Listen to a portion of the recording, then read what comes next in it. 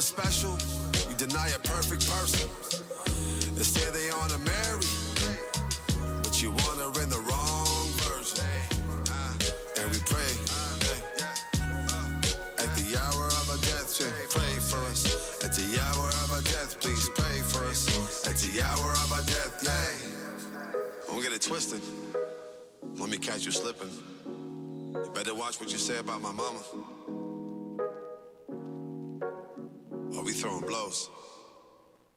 Mahalo, Bono Hawaiian Grill Guam. Open Monday through Friday, 10 a.m. to 2 p.m. and 4 p.m. to 9 p.m. Located in Hagania. Plenty poo-poos and plate lunch too. Masubi, poke, and that katsu. If you're looking for a place to chill, Bono Hawaiian Grill. Or online at bonohawaiiangrill.com. Or come through. Stay sharp, stay curious, stay connected. Wave 105, the talk of Guam. Glimpses Media.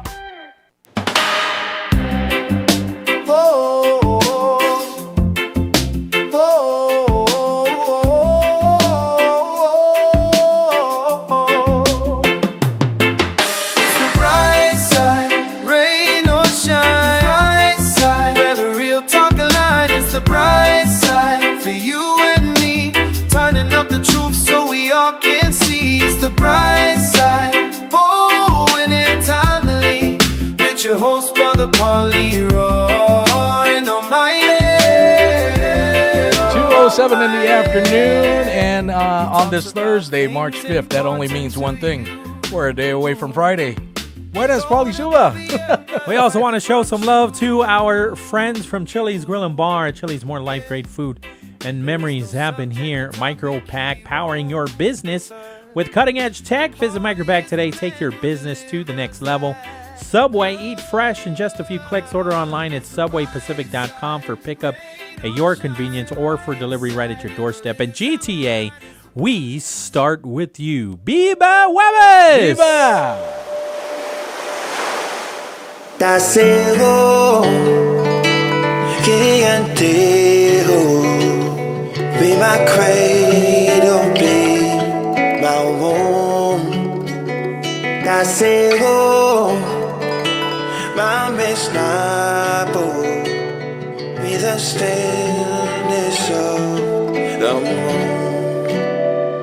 By the light, it's sky horns, a place I never. All right, welcome to it. Another Brightside here on Wave 105, 671-922-1051 or 1052. We're online, thewave105.com, as well as our YouTube channel, Wave 105.1 FM Guam. We're going to be reaching out to the president of the Mayor's Council of Guam, Mayor Jesse Allig. Should I play the presidential theme? You can, yeah. When he comes in. Okay. Yeah, introduce. Or, I don't know, the dark side, maybe. Some Darth Vader. I think I got something. Jesse Allig's got that bright character, so something fun. Okay. Something fun. So we'll talk to him. The Mayor's Council had their meeting yesterday, right? We were discussing what they were talking about yesterday anyways for the what they have planned. So we'll get it straight from the president himself. And then discussions as they prepare on their budget for fiscal year 2027. Real quick, while we get him on the line, the Office of Guam Homeland Security and Office of the Civil Defense put out a statement on the heavy rain and strong wind gusts possible this weekend into next week. So prepare for this. Take those canopies down. Otherwise, they're going to end up in your neighbor's yard. And if it ends up in their neighbor's yard, then I'm thinking it's theirs. I'm thinking also like all those political signs that are out. Yeah, take them down. Take them down. I mean, they postponed a concert, so it's probably that big of a deal. Yeah. If they've postponed an entire concert because of the rain that is happening late Friday night, I would definitely take down those signs. You don't want those signs on the road and somebody hits it or gets their tire flat because of it, damages their car, and they look outside and they're like, ooh, I'm going to take it out on this person that's running for senator or governor. Yeah. But once again, they issued a hydraulic outlook for Guam, Luta, Tinian, and Saipan. Periods of heavy rainfall may develop this weekend into early next week.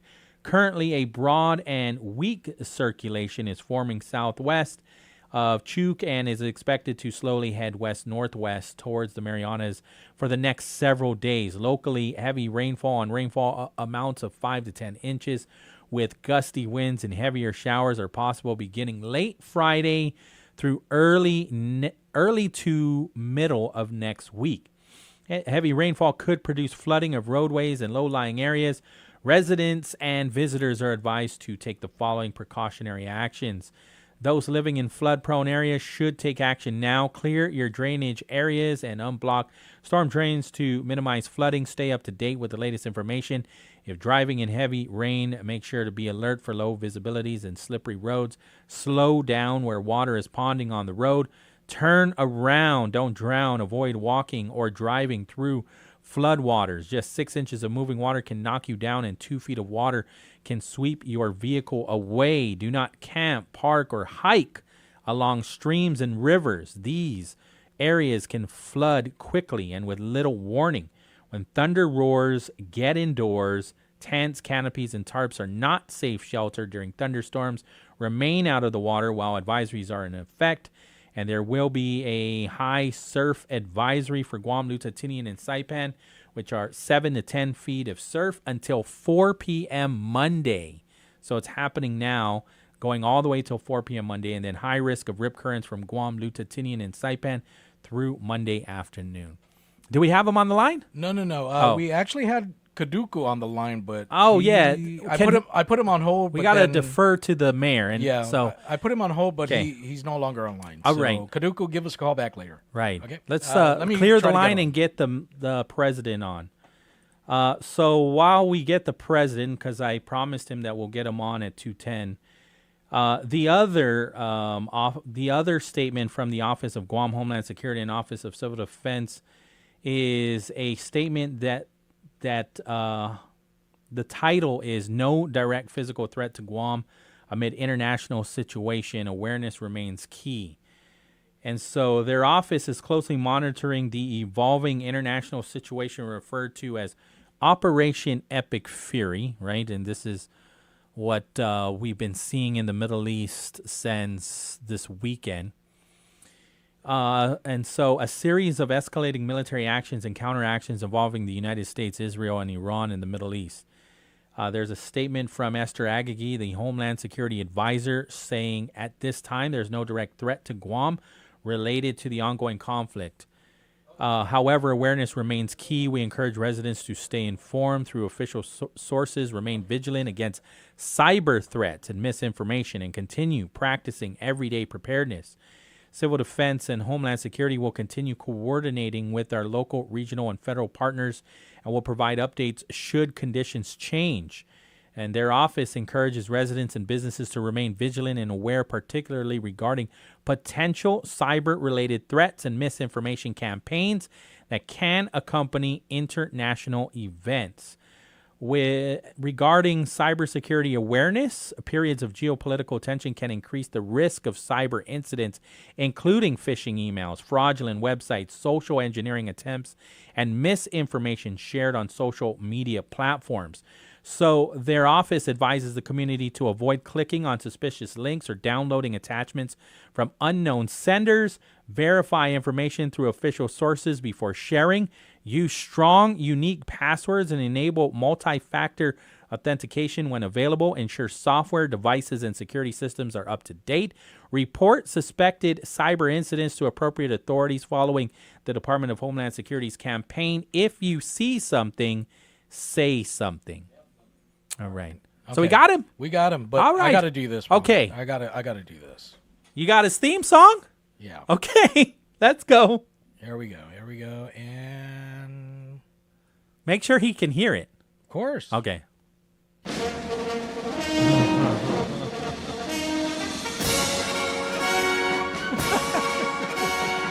Ladies and gentlemen, the president of the Mayor's Council of Guam man, Pika's favorite. Whoa. Hell to the chief. Hell to the chief. Biba. Watch out, you guys. Well, you know, some people do want a new president, so why not it be you? So are you going to run with Senator Teresa Lai? Oh. You know what? When that was coming out, I was like, wow. At that point, I need some of her energy because something had come up in the village, right? I was like, I think I need some of her energy.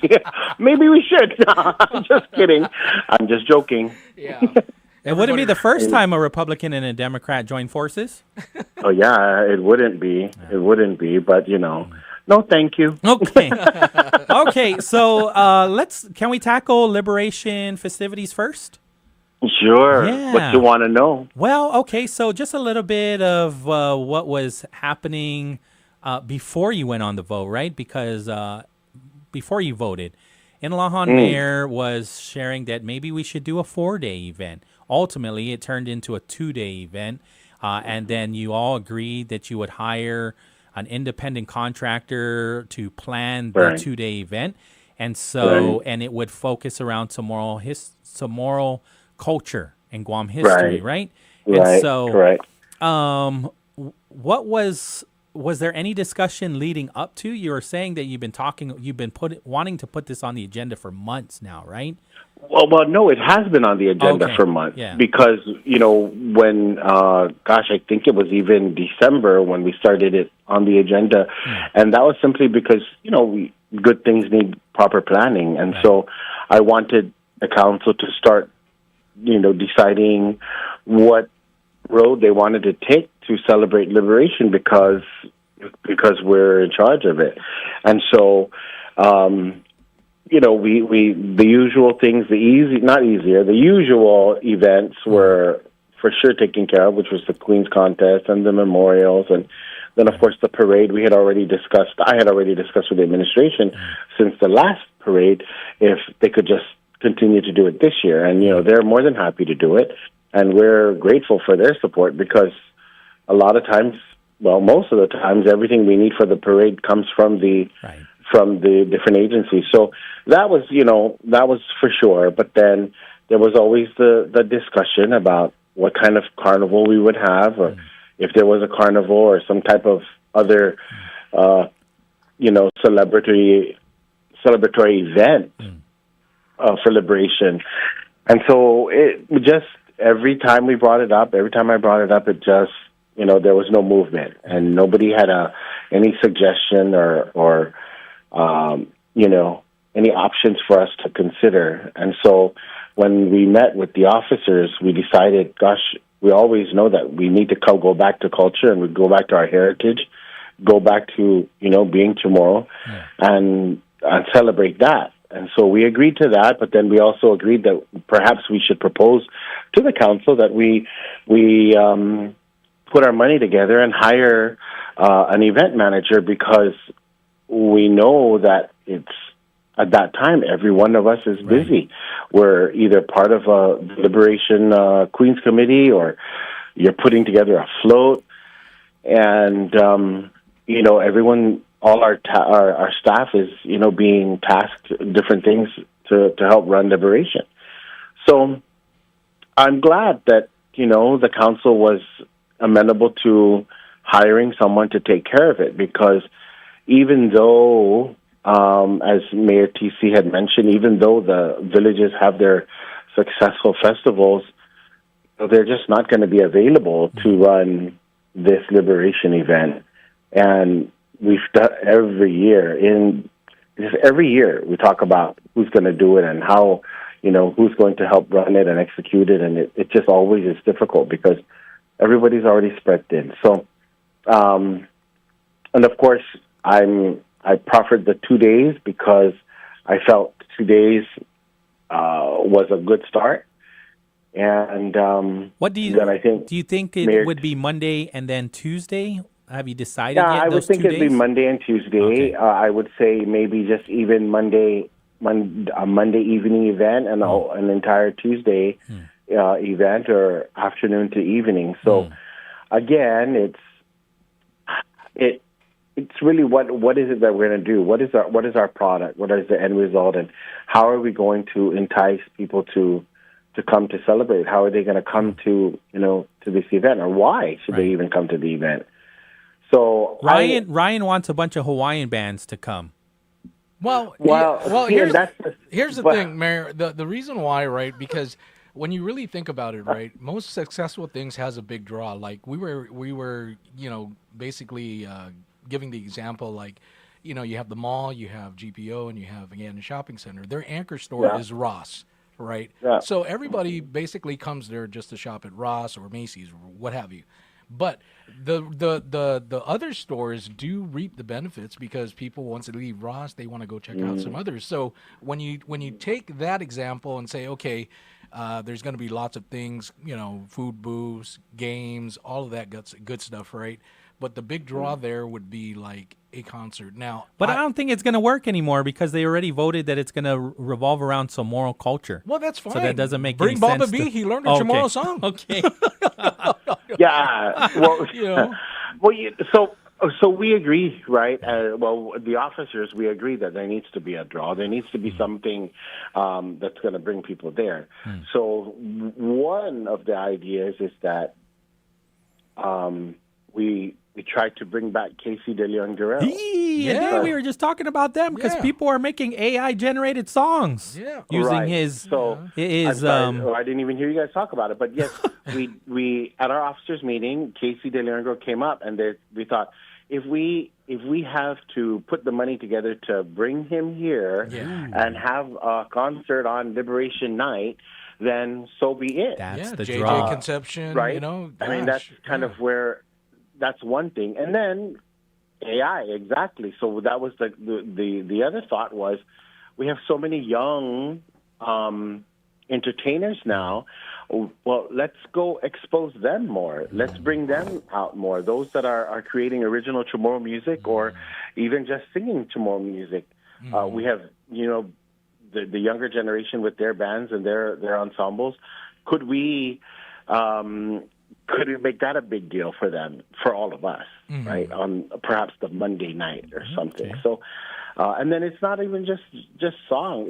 It's culture. So it's dance. It's the chanting. It's just way of life as well, right? What else is out there that we can? Well, I got another question. Is the color game some moral culture? It's traditional. Yeah. Even bingo. You wanted to. Bingo. Our culture growing up.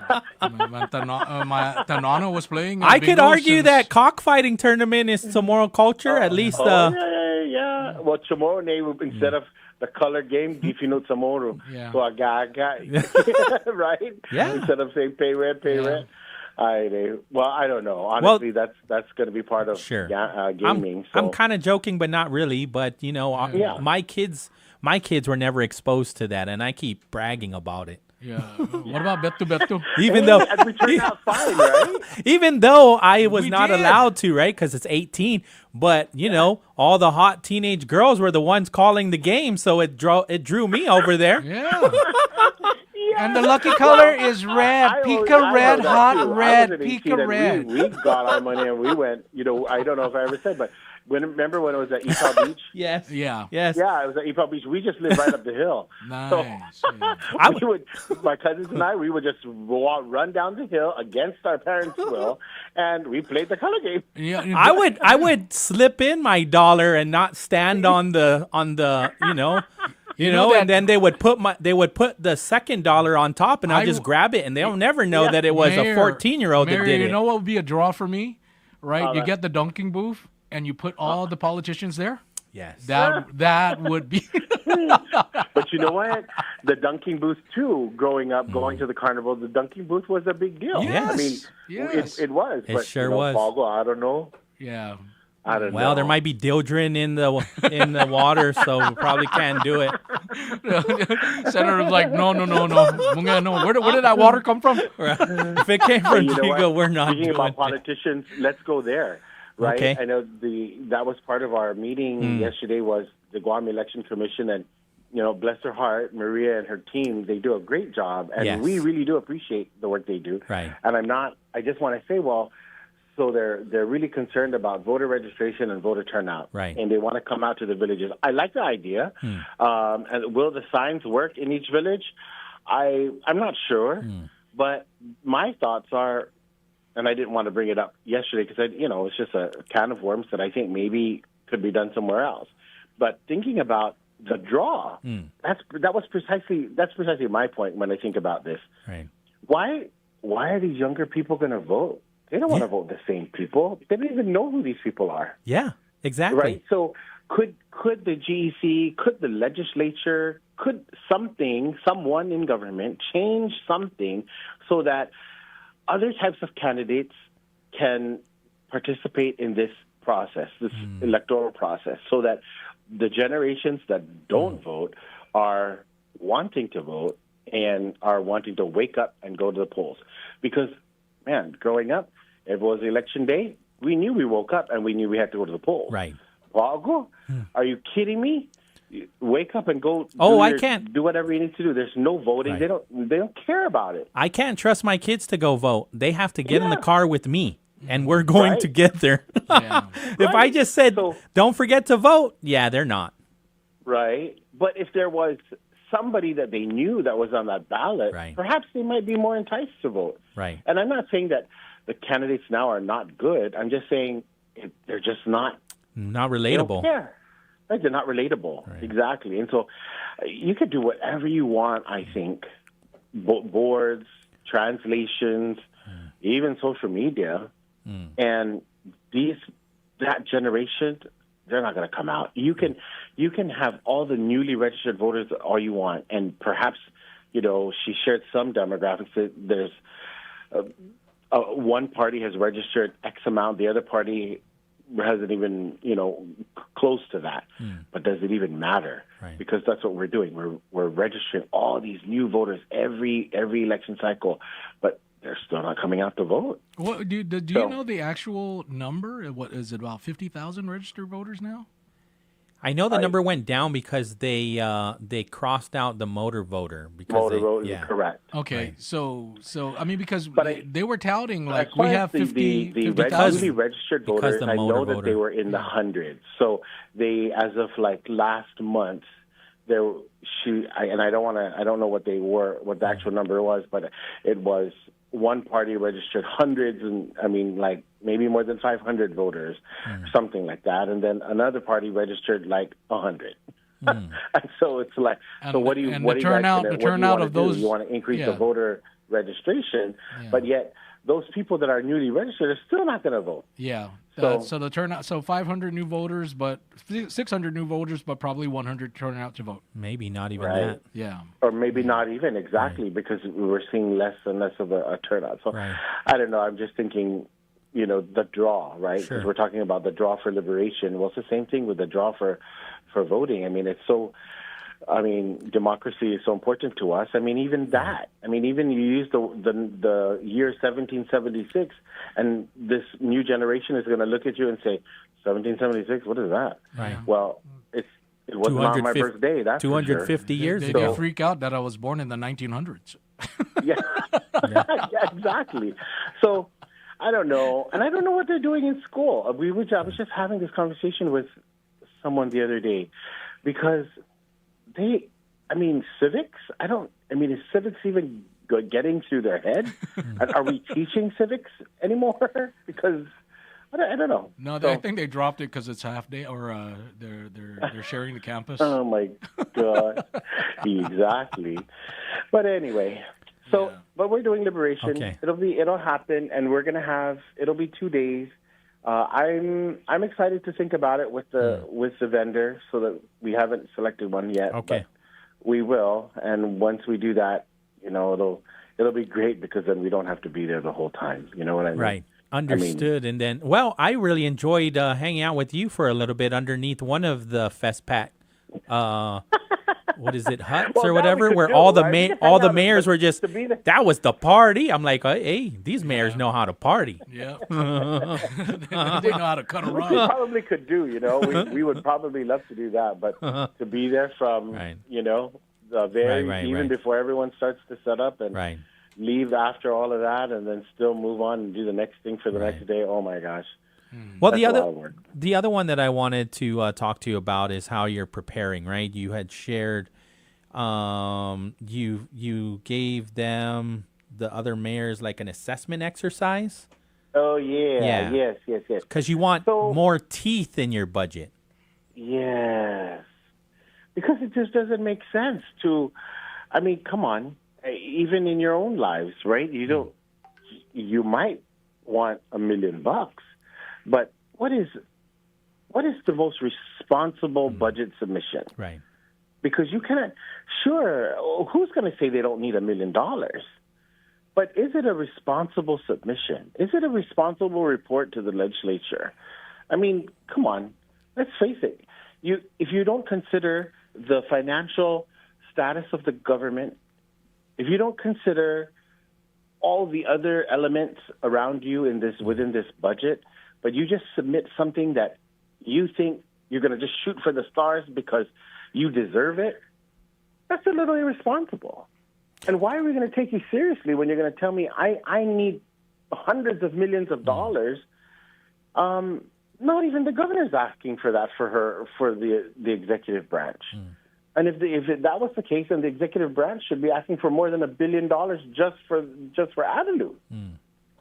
So that's why I'm saying this exercise is important, because tell us what you're really doing. And whether it's within, and then Mayor Hoffman, and I wanted to kick him, and because he knows how I feel about it, and we're good. It's just that he mentioned, we do a lot that's not under Title V, Chapter 40. Right. But I kind of didn't want to tell them that, my colleagues, because I don't want them to be hindered. Don't. You want them to be honest and say, and put down on paper, what exactly do you do for your residents? Yes. Because then if it's not within Chapter 40, Title V, then let's make sure that the legislature knows, hey, we continue to do this day in and day out. It's not within our mandate, and we're not even asking you for that much more money, but we're letting you know this is what we're doing. And if, as the policy-making body of this government, if you feel that we shouldn't be doing it, let us know who's going to cover.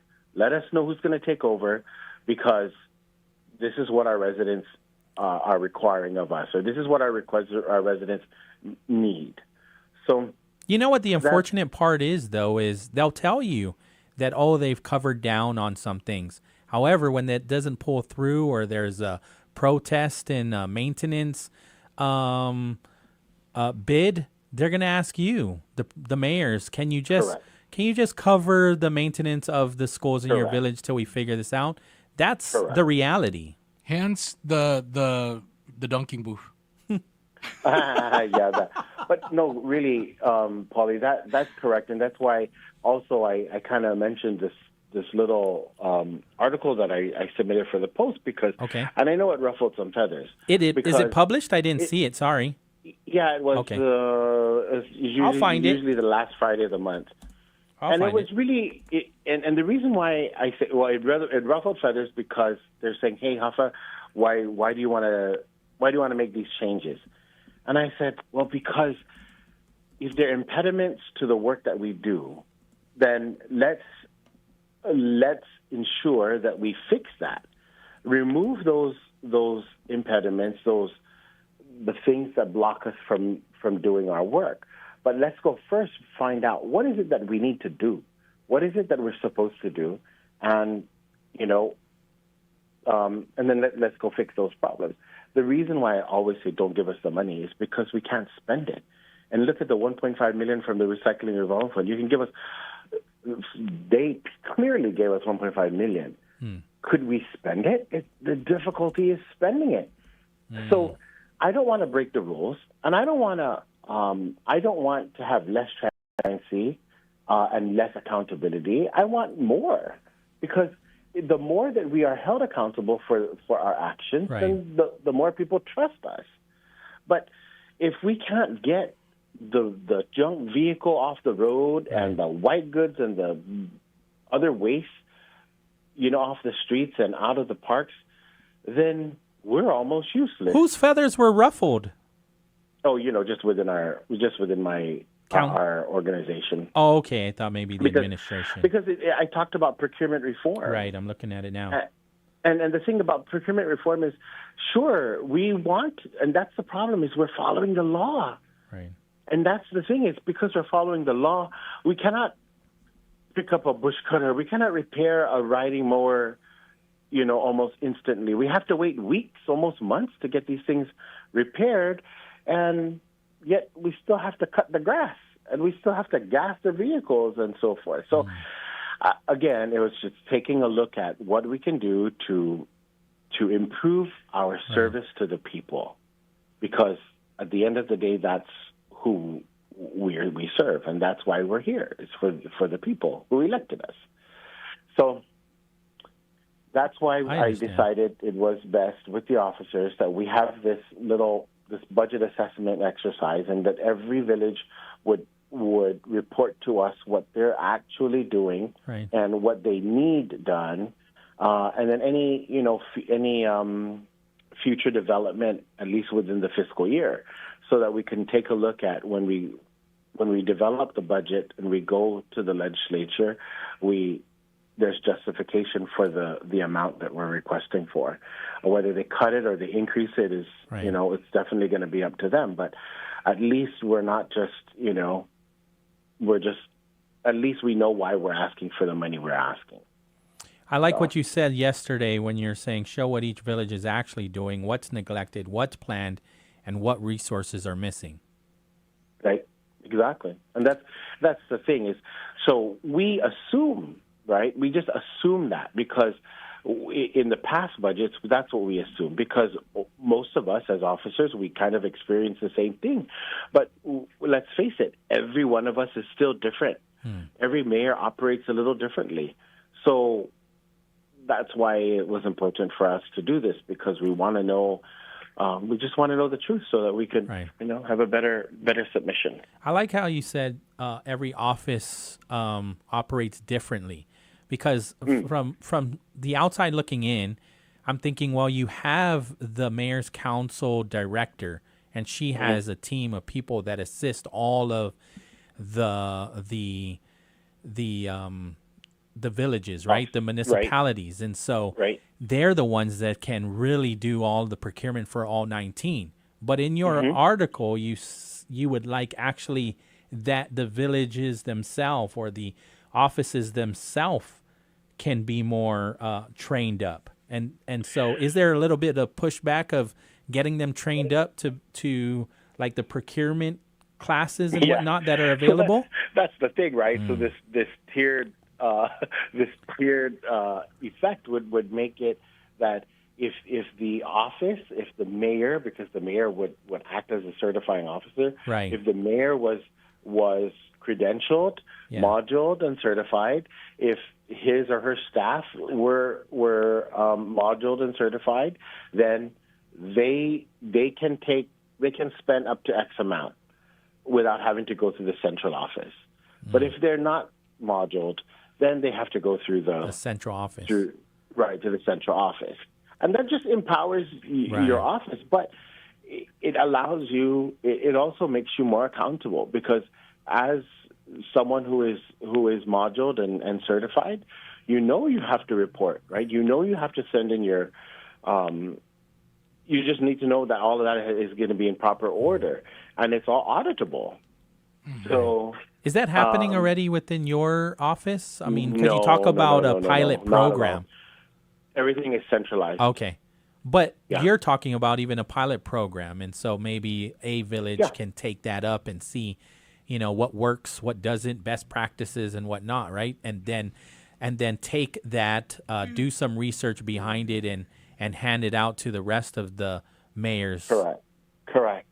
Yes, I'm talking about that because, like I said, if you have, most of us only have 5 maintenance workers, right? And you have a riding mower and 6 bush cutters, and a bush cutter breaks. And it's beyond repair within your, within the resources of your manpower. Right. So you need to get it repaired immediately. Right. Well, it can't be repaired immediately. You have to send in a request to our central office, who's processing 18 other villages' requests. It sounds almost like an administrator, though, that would be separate from a mayor. It could be. It could certainly be, right? It could be within your staffing pattern. Okay. Right? It could be. And that's what I'm saying. And that was my other thing about the article is it was to start a conversation. I don't have a plan. Right. I just wanted to start a conversation with us, the stakeholders, to say, hey, what do you think? Well, the good thing is that a lot of us think it might work. The issue is that everybody has to work harder because you have to take some classes. Right. No, I don't get me wrong. I love the plan. I'm just trying to think also how every village operates differently, right? And every village votes for their leader differently. And what do they want out of their leader? One village, it could be, I want somebody that's good financially. Another village could be like, I want to see my mayor out there cutting grass. Like, every village is different. So Mayor, how does your oversight chair feel about this plan, this idea? I don't know. I haven't brought it to him. It wasn't any. Like I said, I just wanted to, me. I like to ruffle the feathers. Hey, that could be a game at the carnival. Let's ruffle the feathers. Come on. Let's ruffle some feathers. Sponsored by the Village of PT.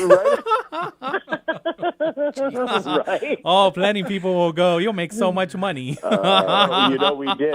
We had that 1 year where I just became mayor. They were just like, oh, we're going to have this liberation. And I thought, oh, my gosh, nobody's going to go to that carnival.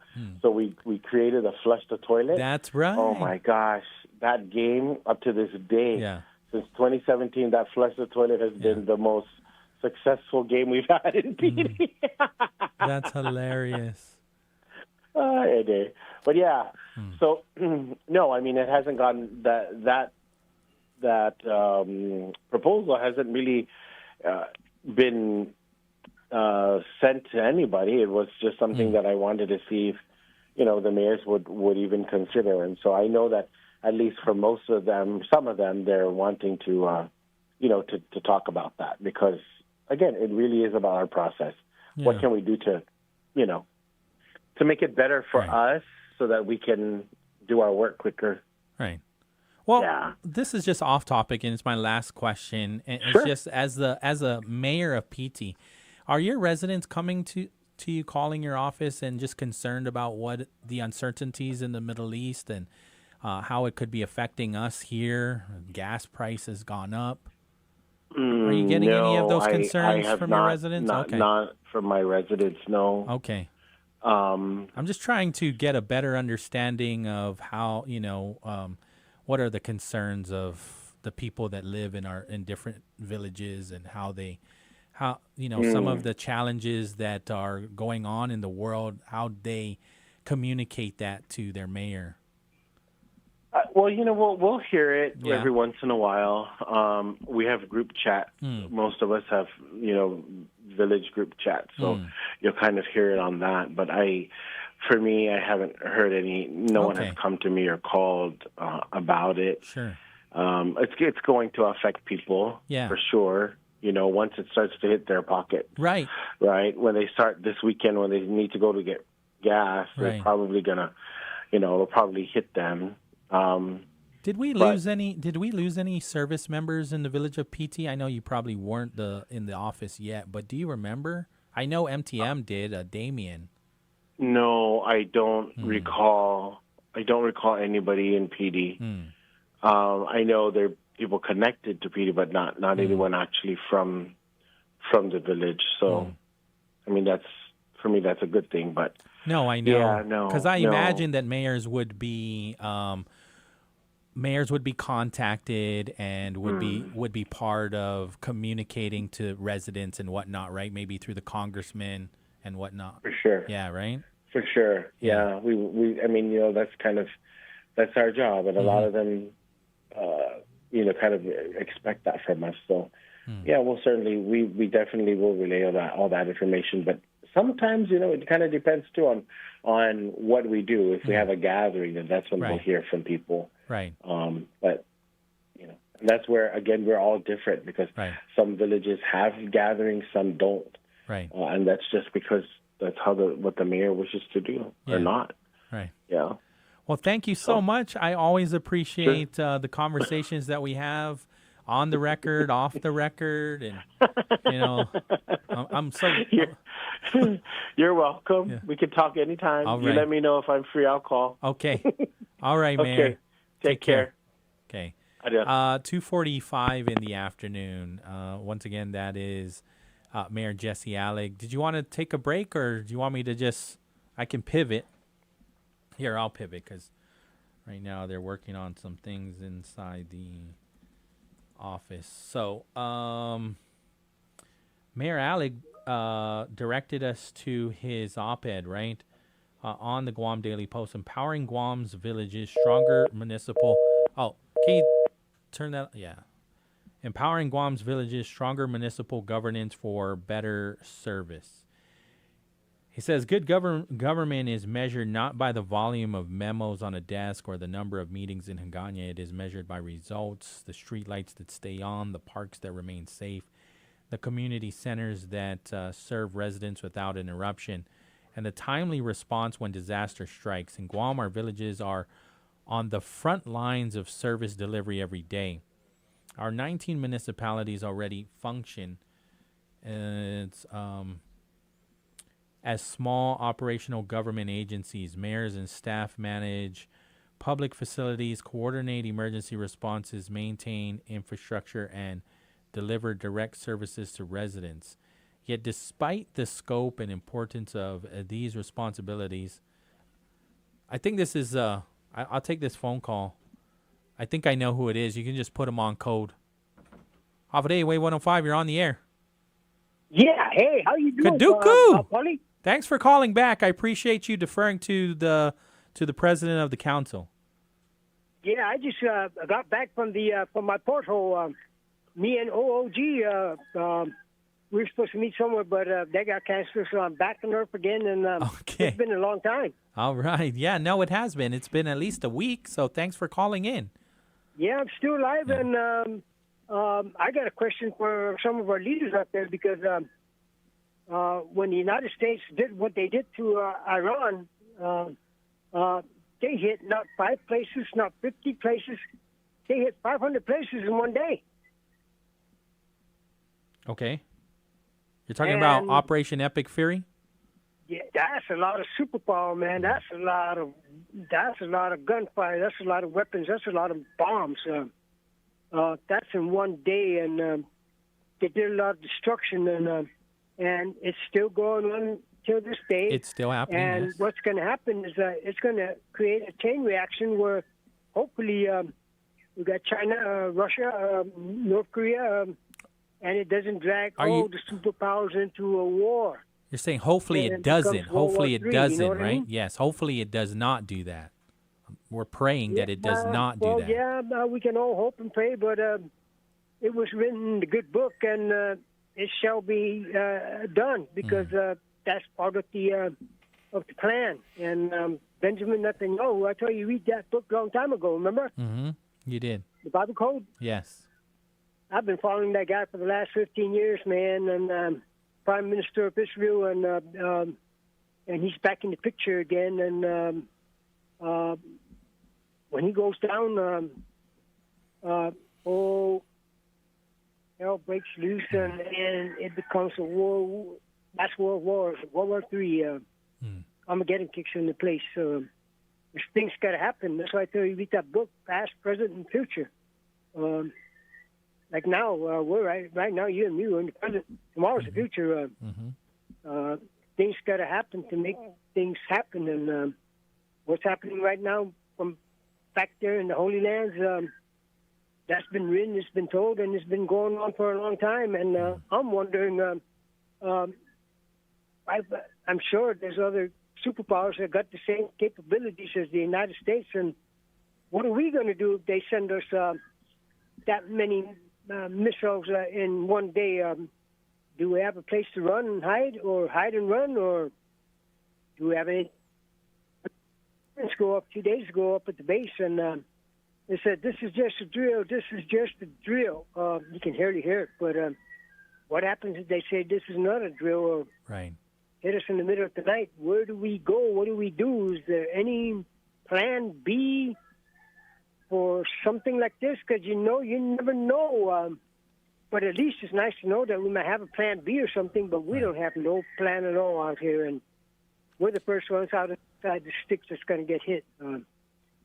They say they can shoot it down. Well, maybe they can't shoot one or two, maybe five of it, but if they can shoot us 501 a day, they're going to shoot it all down. I'm just saying it is what it is, man, and we got to live here, and it's been a long time. It's just something to think about, and I heard Therese is running for governor.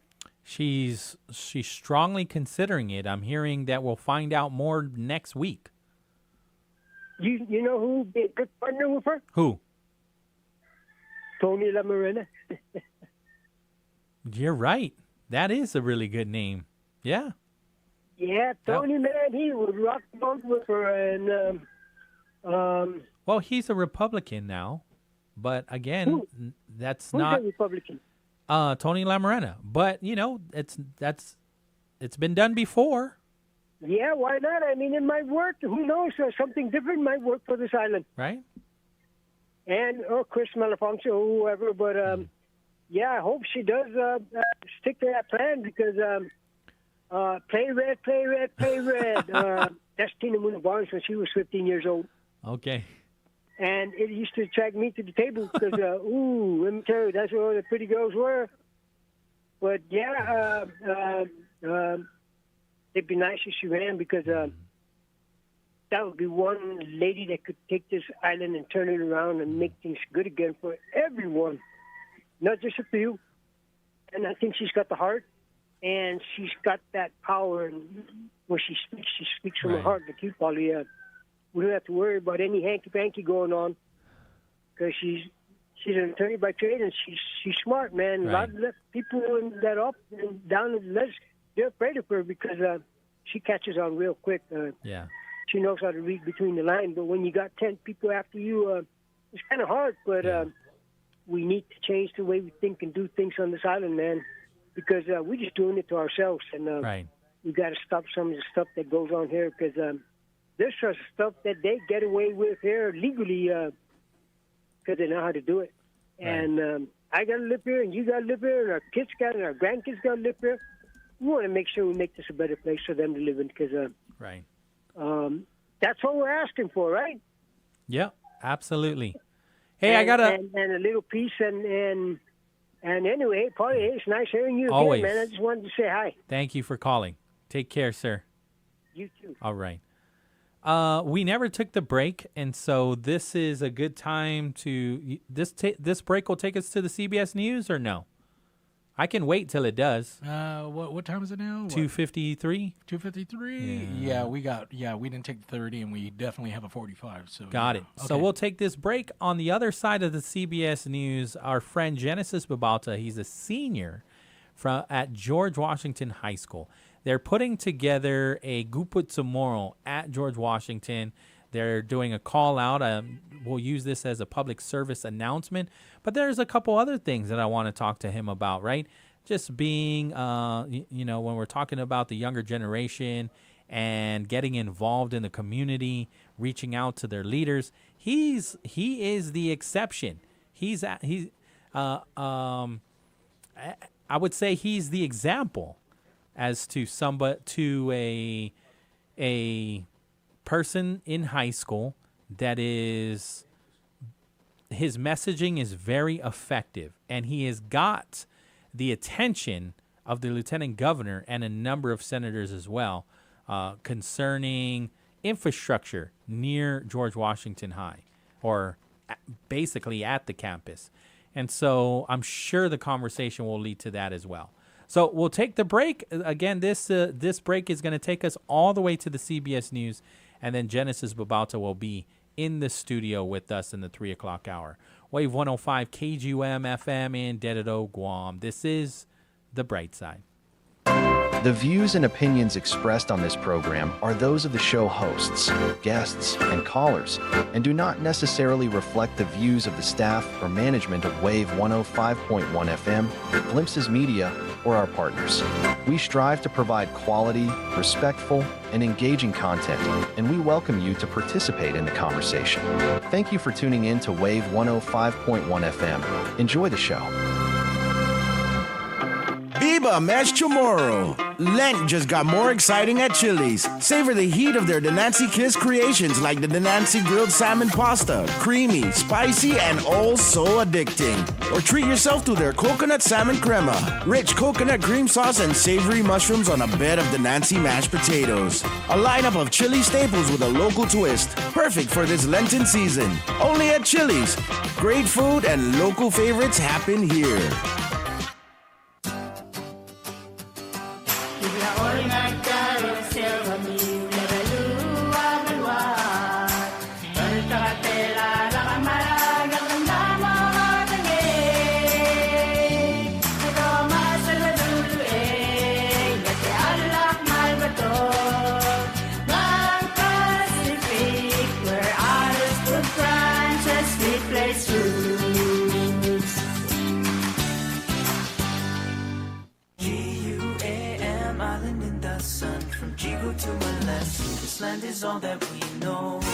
Celebrate Mes Chamorro with us on Power 98 and the Guam Guide.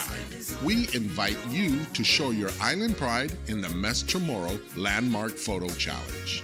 From the Lottie Stone Park to Two Lovers Point, from the Inalaham Pools to the Malesu Bell Tower, we want to see you at your favorite Guam landmark. It's simple. Take a photo, upload your picture, and tag us on Instagram. The photo with the most likes wins. Special thanks to Vince Jewelers, Tony Romas, Local Jerk, and Fisheye Marine Park Guam. See the GuamGuide.com/Mes Chamorro contest for all your official rules and regulations. Viva Mes Chamorro!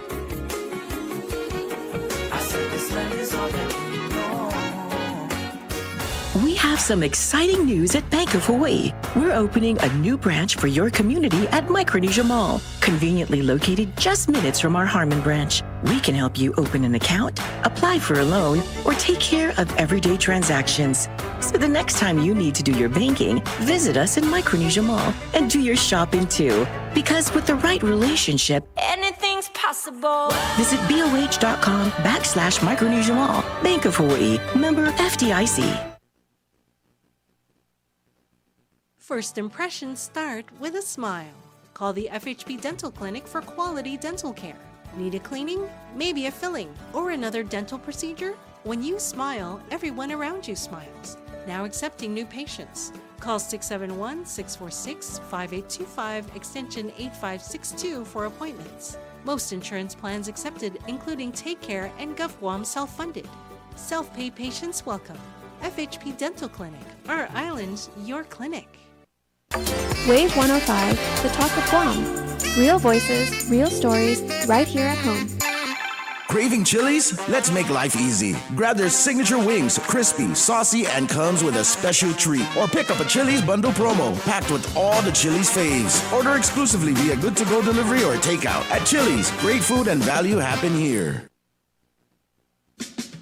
Calling all engaged couples and event planners. Join Leo Palace Resort Guam for our first ever bridal and event expo, The Road to I Do. Happening March 21st from 10 a.m. to 3 p.m. at the Zafiro Ballroom. Explore venue options, financial planning, bridal glam, formal wear, wellness, entertainment services, and more, all in one place. The Road to I Do at Leo Palace Resort Guam. Design your day, define your forever. Special thanks to Power 98, Wave 105, and Route 99.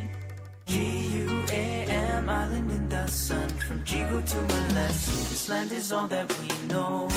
Celebrate Mes Chamorro with us on Power 98 and the Guam Guide. We invite you to show your island pride in the Mes Chamorro Landmark Photo Challenge.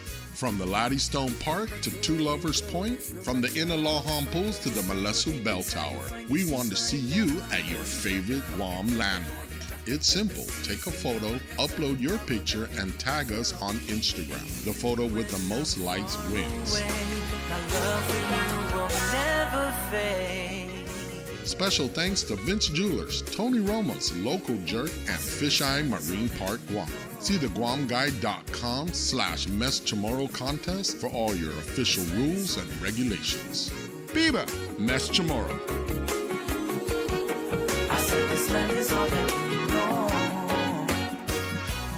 The Clear the Lot sales event is happening now at Guam Auto Spot. Drive home a brand new Mitsubishi Outlander starting at just $26,995. Family sized, packed with safety, and priced to move. Looking for sporty and affordable? The 2025 Outlander Sport is now just $23,995. This is Clear the Lot. Limited inventory, no rain checks, and when they're gone, they're gone. Get pre-approved now at GuamAutospot.com or call 671-478-AUTO.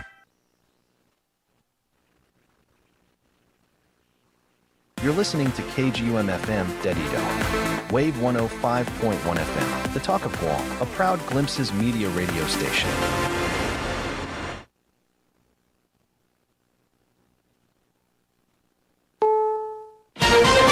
This is CBS News on the Hour, your home for original reporting. I'm Michael Toscano. Israel's military said Iran has again launched missiles at their country. At the White House, Press Secretary Caroline Leavitt said President Trump had a, quote, good feeling Iran was going to strike U.S. assets and personnel in the Middle East before ordering the U.S. attack on Iran. More from CBS's Linda Kenyon. President Trump is proud of the operation. We're doing very well on the war front. Speaking at the top of a roundtable discussion on power generation for AI data centers, the president put it this way. On a scale of 10, where would you rate it? I said about a 15. Trump said he has no doubt the U.S. attack against Iran was fully justified. If we didn't hit within 2 weeks, they would have had a nuclear weapon. If we didn't do the B-2 attack a number of months ago, they would have a nuclear weapon. Adding, in his words, when crazy people have nuclear weapons, bad things happen. Linda Kenyon, CBS News, the White House. Senate Republicans voted down a war powers measure demanding congressional approval before further attacks. Two-term Republican Senator Steve Daines of Montana says he won't run for a third term this fall. Serving the people of Montana in the U.S. House and the U.S. Senate the past 13 years has been the greatest honor of my professional career. Daines is 63. The day after a primary election which put him in a runoff to retain the Republican nomination for re-election, Congressman Tony Gonzalez of Texas acknowledged for the first time that he had a relationship with a former staffer who later died by suicide. I made a mistake and I had a lapse in judgment, Gonzalez told conservative radio host Joe Pags. U.S. Attorney and ally of President Trump, Jeanine Pirro, is dropping an effort to charge former President Joe Biden with a crime, as Justice correspondent Scott McFarland reports. This is really another failure inside the Department of Justice and the Trump administration to pursue some form of retribution, prosecution, or investigation. A source familiar with the matter tells CBS News an effort to potentially prosecute former President Joe Biden or his aides for use of an auto pen to sign pardons has been dropped. There will be no case. A landmark federal antitrust trial of Live Nation and its ticketing arm, Ticketmaster, is now underway in New York. The Justice Department and several states accused the company of monopolizing the live concert industry. Antitrust attorney Kenneth Dinser was in the courtroom. Today's the first day we had witnesses. Yesterday we had their opening statements. And these witnesses, both called by Department of Justice, said that they were warned or threatened that not to go with a rival from Ticketmaster. The Virginia Supreme Court has again ruled that voters will get to cast ballots on a congressional redistricting plan that could help Democrats in this year's midterm elections. This is CBS News. Every Sunday, moderator Margaret Brennan goes face-to-face with top leaders to make you better informed. Face the Nation, Sunday on CBS and streaming on Paramount+.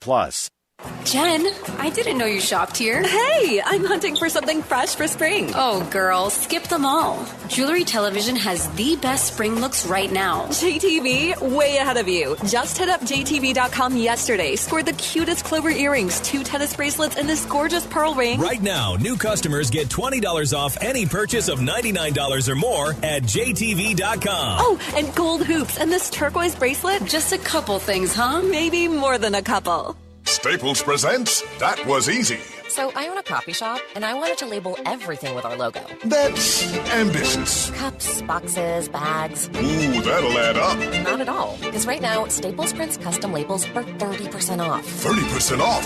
That's shockingly affordable branding. Yep, now our logo and URL are seen all over town. Brand your business for less at Staples. That was easy. Shop Staples in store, online, or in the app by 4/4 to unlock. Exclusions apply. Visit staples.com/print for details. There's some good news about keeping other people's audio out of your ears when you're flying, as CBS's Jesse Mitchell tells us. United is about to become the first airline to punish passengers who play audio from their electronic devices out loud. A new update to its contract for ticket holders officially requires the use of headphones to hear music or movies. Violators could face a lifetime ban. The FAA extended its ban on U.S. commercial flights to Haiti's capital through September. They say the risk that criminal gangs could target aircraft continues. A spoonful of sugar may actually help that medicine go down. Here's correspondent Michael George. A Cochrane review found that when newborns have to undergo painful blood draws, having just a few drops of a sweet sugar solution beforehand can help reduce the pain. The study's authors say this may be a safe, low-cost solution for parents looking to provide pain relief for their infants. Michael Toscano, CBS News. Begin. We are Guam. Wave 105 FM. Mausonia ifinota. Hinasu ginini komisyon ifinot sa moro. Ekungok si Senora Hope Cristobal. Iparatso guha ifino. Parata fanfino sa moro. Zano tana siguro na makompreprendi hit. Zangin iume kungok tigef siguro. Debdi tana kloklaro. Lo mahput na lo lingsa pa ako na tempo todo megay no na problema no ti manali hit con tempo leko na zangin manfino English tasigi manfino sa moro Tia Josaso Senior Hat. Calling all engaged couples and event planners. Join Leo Palace Resort Guam for our first ever bridal and event expo, The Road to I Do. Happening March 21st from 10 a.m. to 3 p.m. at the Zafiro Ballroom. Explore venue options, financial planning, bridal glam, formal wear, wellness, entertainment services, and more, all in one place. The Road to I Do at Leo Palace Resort Guam. Design your day, define your forever. Special thanks to Power 98, Wave 105, and Route 99.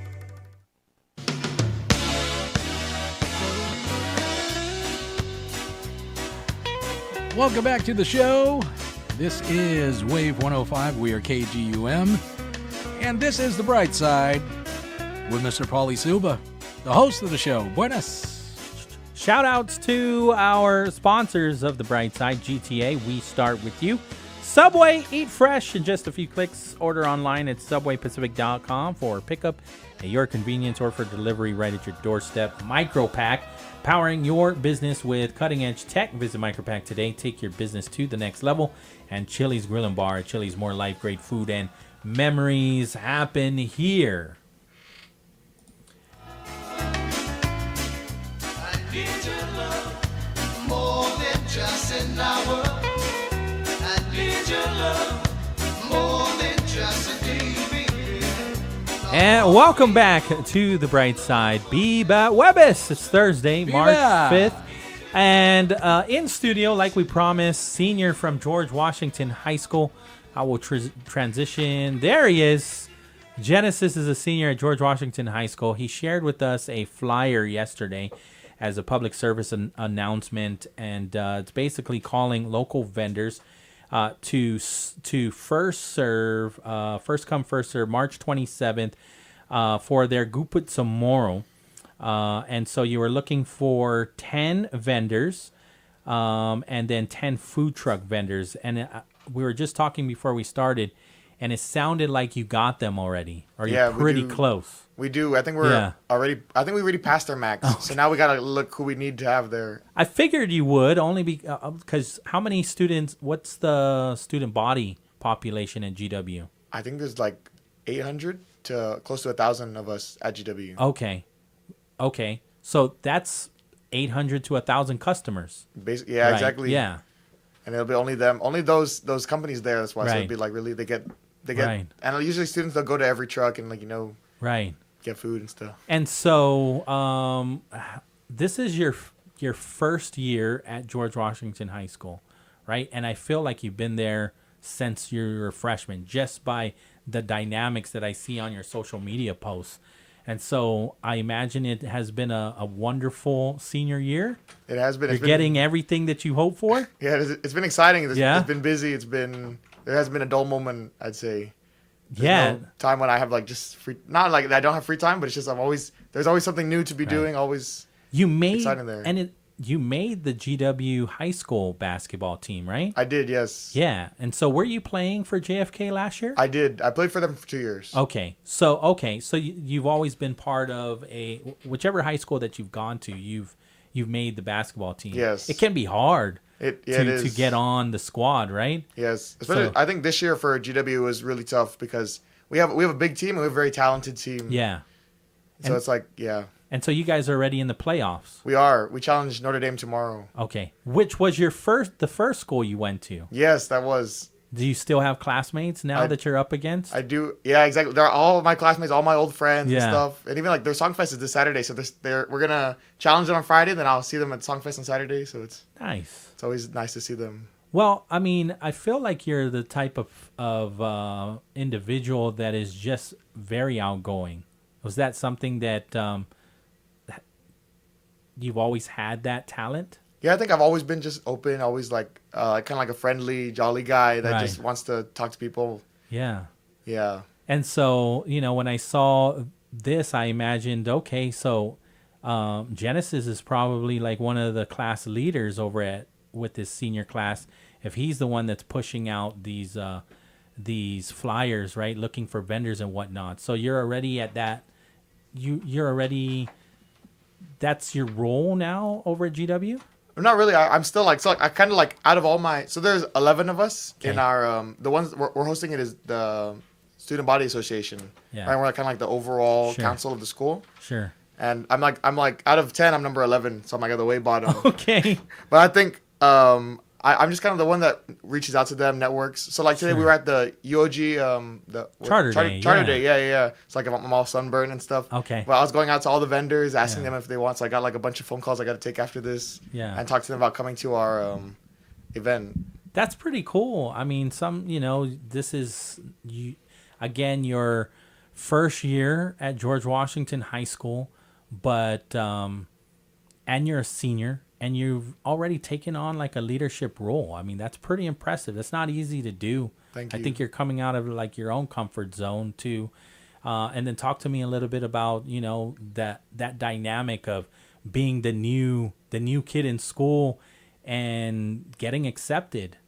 I think it wasn't as hard of a transition. Yeah. Honestly, my hardest transition was going from Notre Dame to JFK. Okay. Because I think we were saying earlier that the student population at ND is only like 300-400 students. Okay. Everyone there, each other. It's all like there's no like little friend groups, but it's like everyone knows each other. Everyone's friendly with each other. We're all like family or related or something. Right. And then when I went to JFK, there's like 2,000 students there, and everyone has their own little group. So then I remember the first day of school, when I first got there, I didn't know where anybody was. I didn't even have a phone, right? So I kind of I stood there, me and my brother, and we just stood there like waiting. And then I finally got into my niche and then started to. I have to like force myself to talk to people and make new friends. Right. Well, last time we talked, you were talking about how double session was pretty tough over at John F. Kennedy High School. It was. And so you took the opportunity because they would allow those that were double sessioning to go to GW or maybe the only other two high schools that I can think of that aren't double sessioning is Teason and Southern High. Yes. And so you took that opportunity and went to GW to get a normal schedule, right? And so I feel like when you went to GW, again, it was like you've been there for 4 years. The social media posts that you share, you really highlight your classmates, your peers. Yeah. And so, I mean, is that something that they've looked to you to do, or you just took it upon yourself? I don't know. I just did it like one day. Yeah. Right. So I think over the summer I made a video. It was just like some kind of funny video and stuff, and I sent it to Guam Funny Memes. Okay. Right. And then they accepted my collaboration, and we just started doing it. And then I went to GW, and then I was like, let me just do this one. It was just one random video, and then it kind of like took off. Then I was like, okay, let me do it again, and I just kept doing it again over and over, and just trial and error and getting better at it. But I think I like it because it really like lifts the morale at our school, right? And it just, really, the more you see it, the more you think that I want everybody to think that GW is the best, because, we are. But like, I think the more you see it, the more you see GW all over the place, you're like, dang, GW is really dominating everywhere, because we want this to be our year. You've even gotten the attention of people that are alumni of GW that have, it's been over 20 years. And they're watching these videos of their school that they went to 20 years ago, or pretty close to 20 years. And they really appreciate your work, the work that you're doing, and like you said, GW has so much history, and now you're part of it, and you're giving back in that way. Do the alumni do you get any of that? Yes, I always get messages, and people always, when I meet people, especially like when they come to the school to donate or something, they always want to thank me and stuff. But I'm just honored to be able to be a part of the Gecko family. Right. Yeah, and I would say that you practically are part of that whole GW Gecko family, yeah? And so, I mean, the administration seems like they've accepted it, because they're in your videos now too, right? They always are. They're always, whenever I'm in the office, they're already... This morning, I walked into the office, and some girl, she was on the outside, and then my friends were telling me that they were asking them, like, is Genesis going to do a video in the office? And she didn't want to go inside and get caught in the video. Do you have to get it accepted by GW? Yeah, by, I don't know, the principal. How does that all work? So we've kind of like just built like they like already trust that I'm not gonna trust you. Yeah, and then I even know like Damon Michael and stuff. So I already know like appropriate stuff, things what to say, what not to say. Obviously, everything family friendly and keep it appropriate. That's cool. Okay, so you have a partnership with the superintendent's PIO. Yes. Do all of the influencers or whatnot have that kind of partnership with the central office? No, I think really he found out like about me kind of when I started writing my articles to the PDN. Okay. Right? And then he just reached out, and he wanted to ask me questions, talk to me about how I feel. And he's really good, because he wants to really push this more social media and lift up the school spirit, because he sees how it's really working at GW. Yeah. Like he didn't ask for me to do any of this, right? So you'll see a lot of the GDOE videos. He has to go to every school and try to create videos for them, but we just do it on our own there, and he really likes it. He enjoys that we can do that for ourselves. Because I imagine when you start doing stuff within the school, now there has to be some kind of guidelines and safeguards, right? And so it's very cool to see the videos that you're putting out, and you're following those safeguards and whatnot. And so there were a couple videos that you were putting out, and I think you've also put out a recent post requesting for an update on the situation over at one of the access roads to George Washington that has High been School. Kind of like my little mission, right? That's what I want to leave when I graduate GW. I want to be able to leave GW with this, tangible, real road, the road, right? I want it to be something that people can see every day and be like, dang, like this is how I can make the school better, like in a real way. We saw progress early on. There was a couple of times too when they were talking about this access road at an oversight hearing. Yes, they do. They're always able to bring it up, and then after they bring it up, they always gravel it. Sure. And it's a big help. Are they saying why they can't just completely pave it already? So I've actually been talking with the lieutenant governor, right, recently, I think last month, and we were kind of emailing back and forth, and he was telling me that. So originally we thought that the road was under DPW, but it's actually under GDOE's oversight kind of thing, right? So he needs the superintendent to sign it over to DPW or to him, so that they can get the appraisal when the Hawaiian Rock, for them to tell them how much it's going to cost to fix it. Okay. So there's a lot of paperwork and a lot of kind of back and forth. some red tape there. Yeah. Yeah, okay. And so that's the last word that you got out of it? Because I know that now you're between leaderships, because this conversation started with Eric Swanson, right? And now you have Dr. Judy Wampad. Have you met her? I have not met her yet. Okay. Yeah. Right. I met Dr. Eric Swanson. I met him when he was going out. But yeah. How was that How was that conversation? Or it was good. He was shocked. He asked me. Oh, he was shocked when I told him that I transferred from JFK to GW. Yeah. Right, because he thought I was he thought they always think every time people meet me, they think I'm the president of GW, but I'm just a random guy that transferred there and started making videos.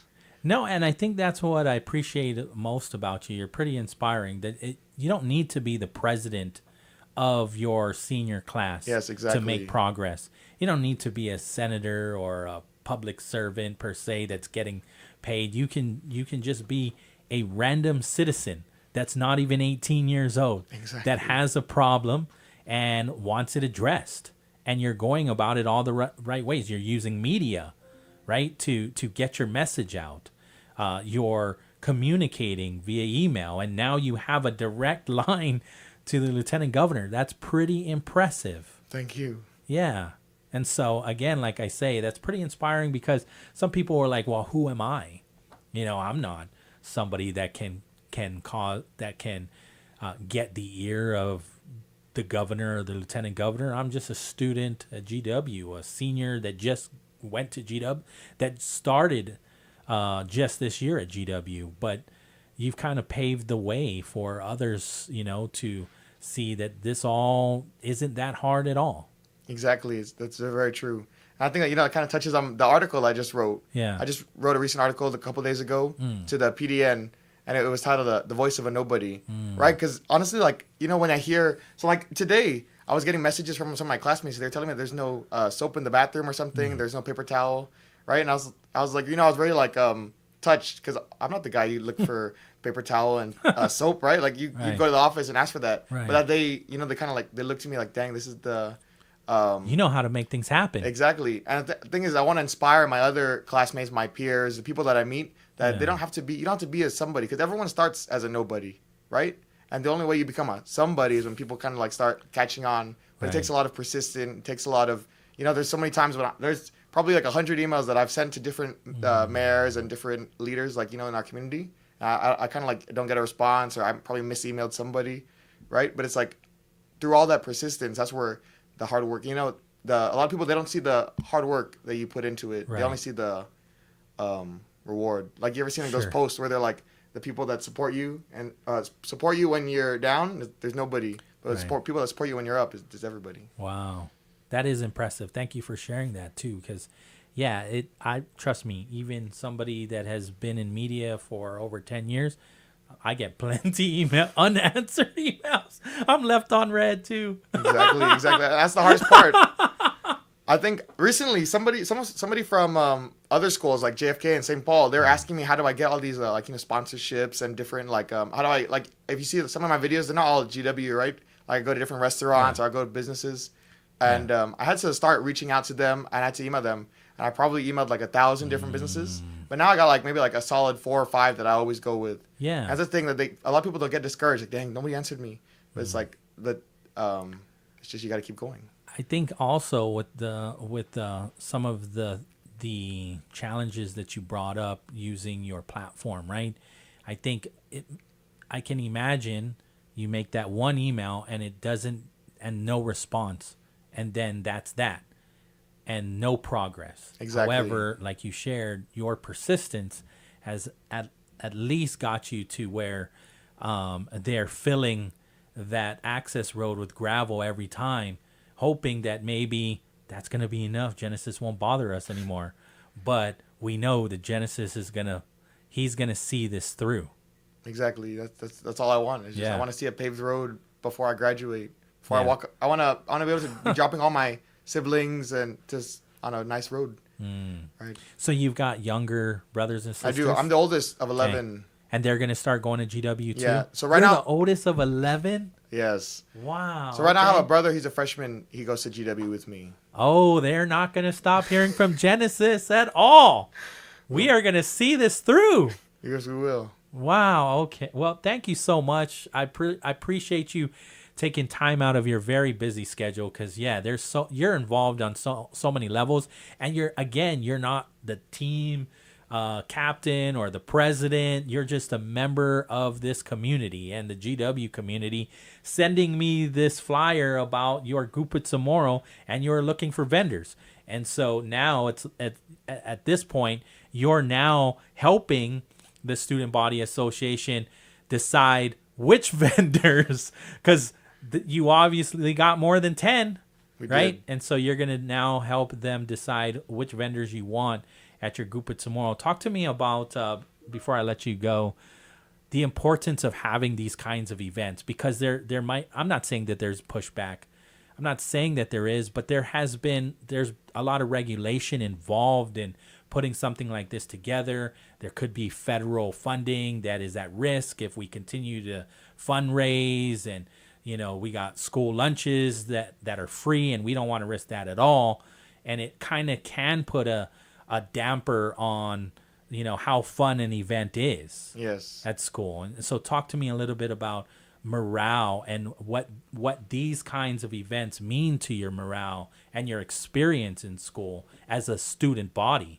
I think it's really important, right? And especially not even just in the high school, what's the word? Not even just, in the high school, in your high school, career and just in high schools, but I think overall, right? Like it really just having these big events to see people and not just be on your phone, right? Because you can see 1 million people on your phone, right? But it's having the real interaction with somebody, to actually see people having fun, messing around, probably someone falling and scraping their knee. It has a deeper connection, I think, to people when they see it. And it really just it's dang, I'm part of this community. I'm not just somebody watching it, right? Because it's really easy to become distant watching from your phone, watching online. But when you're in there, it's just a completely different feeling.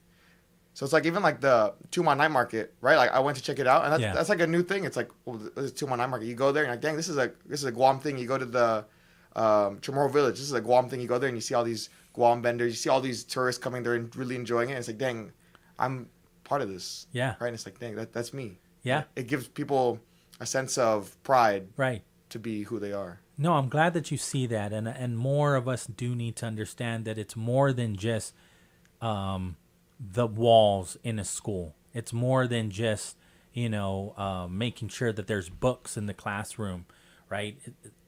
Teachers are so very important, but having an experience that these students can be proud of, that they can put on together, it builds a whole nother skill set too, because I imagine you're all part of the planning that to put together something like this. When I see that the Student Body Association, and I see that you're giving your own number out, and students are the ones reaching out to the vendors, we get emails from a number of different schools from the students themselves asking how Power 98 can possibly assist them with what they got going on. And we're not hearing necessarily from an advisor. We're hearing it directly from a student. Yes.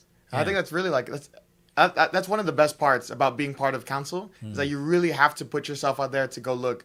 And I'm always happy to do it, right? Because I love, I think one of my biggest, my motto would be is that that's always been like a Chamorro thing. It doesn't matter what you know, it doesn't matter as much what you know, but who you know, right? So when you have the right connections, when you have the right, you know the right people, you can get anything done. So I'm always happy to reach out. Like I'm happy to get the new 10 vendors that we met at the charter day, and I can add them to our list of new charters. And then later on, if I have another event, I have their direct contact to call. I know the owners of every business, and it just really helps. Yeah, and even that statement of sometimes it's not about what you know, it's who you know, is not even used in a bad. It can be used in bad context, but not in the way you're talking about, because I don't know you. I never met you, but you reached out, and now we know each other. Now there's a relationship here. And I'm sure the lieutenant governor didn't necessarily know you, but you reached out. You put yourself out there, and you were persistent. And now the lieutenant governor can't avoid your emails at this point, right? Because and I'm sure he's not even. I'm sure the relationship that he's built with you, there's mutual respect now. Yes, exactly. Yeah. And it's really it's all about putting yourself out there. Like there was this the Teen Expo that happened last year, Uh-huh. and I was trying to. They asked me to put together a video to kind of advertise it, and I went out and I reached to every business that was there at Agana Shopping Center to see if they wanted to be part of the video, right, to advertise the thing, and I called the Agana Shopping Center, right, and they were wondering how I got the contacts of every all the businesses. I got the emails and numbers of all the general managers of each businesses like Capriciosa and Panda Express and all those places. And they're wondering how I got the contact. Yeah. It's really just persistent about going to the next person. We keep reaching out until you get to your goal. Yeah. And so that persistence led to even being resourceful. Exactly. It's not about, that's the thing that I think a lot of like students, I just my peers, we kind of like expect is that it's going to come to us. Right. And that's not the reality. Things don't just come to you. You have to go out there. You have to put yourself. People, like, I was there at UOG, right? And they're all like, all these middle schoolers and kids, they're all coming to me. Oh, Genesis. They're all taking pictures. I was taking pictures all day, right? And they're all like, dang, you're so famous. How do you get famous? And the thing is, they think like, oh, man, I just put a video out there and they got famous. But it's really, it's consistent. I posted dozens of videos going out there. Some of my videos, they only got like 50 likes compared to other videos getting thousands of likes. And it's just about me putting myself out there to be part of it. Yeah. And so you're not even afraid to maybe fail. Exactly. Failure is the only way you grow. Exactly. Yeah. Well, thanks. I appreciate this. You're so very inspiring. I'm somebody that is rooting for you, and I'm glad that we have a relationship. I'm glad that you feel very comfortable sending me some flyers, and please continue to do so. Yeah. Yes, thank you for having me. It's always a pleasure to talk to you. No, thank you so much. I appreciate it. Now, the fact that you're on actually helped my engagement. So, you being on helped me tremendously. Thanks, Genesis. Thank you. All right, 3:31 in the afternoon. We'll take this break. This is Wave 105. Thanks, Mang. Calling all engaged couples and event planners. Join Leo Palace Resort Guam for our first ever bridal and event expo, The Road to I Do. Happening March 21st from 10 a.m. to 3 p.m. at the Zafiro Ballroom. Explore venue options, financial planning, bridal glam, formal wear, wellness, entertainment services, and more, all in one place. The Road to I Do at Leo Palace Resort Guam. Design your day, define your forever. Special thanks to Power 98, Wave 105, and Route 99. A challenge to current and future tomorrow generations. Hinasu ginini Komisyon Ifino Zamoro, ekunguk si Dr. Laura M. Torres Sauter. There are generations of Zamoros who went before you, who have paved the way. Recognize them always. We have to recognize our ancestors. We have to recognize those who are pace setters, who contributed to where we are at today. But don't be afraid to move forward. Don't be afraid to write your own chapter. If you are left out, it's because you didn't do a damn thing about it. If Chamorro language dies in the next generation, 30 years, it's because your generation didn't do anything about it. All I ask the future generations is to take their role in this quest seriously. G-U-A-M,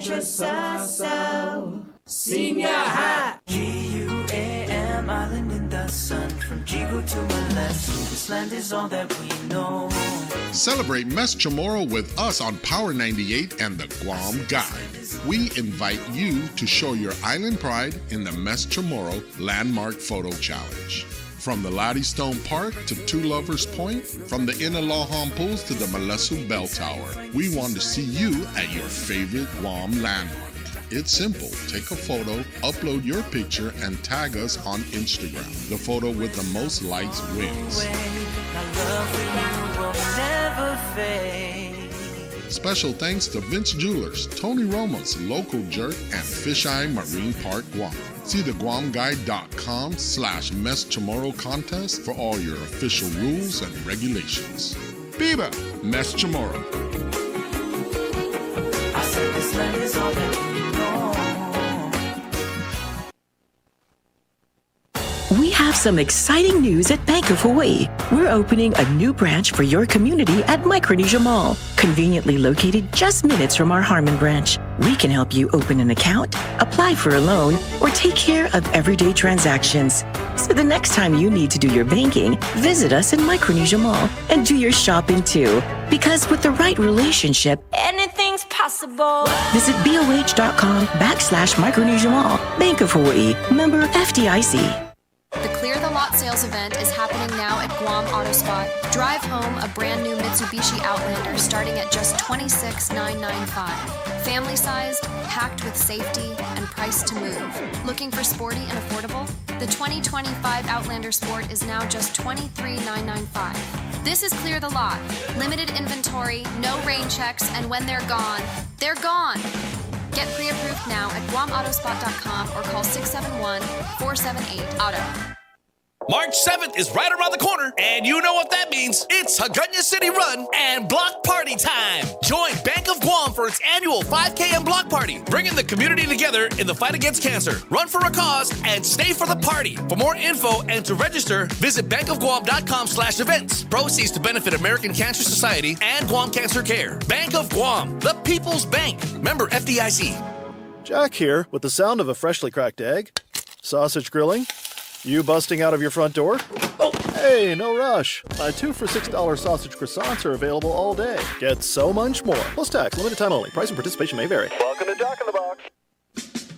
Calling all engaged couples and event planners. Join Leo Palace Resort Guam for our first ever bridal and event expo, The Road to I Do.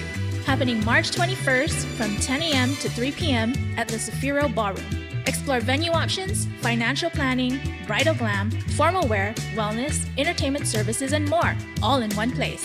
The Road to I Do at Leo Palace Resort Guam. Design your day, define your forever. Special thanks to Power 98, Wave 105, and Route 99.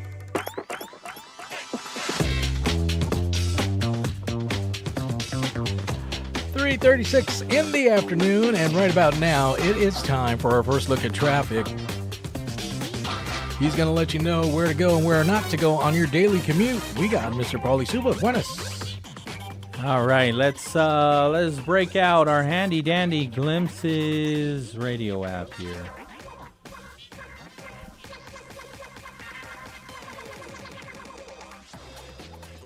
All right, looking at the central part of the island, I don't see too many issues. I think you're good to go there on Route 10.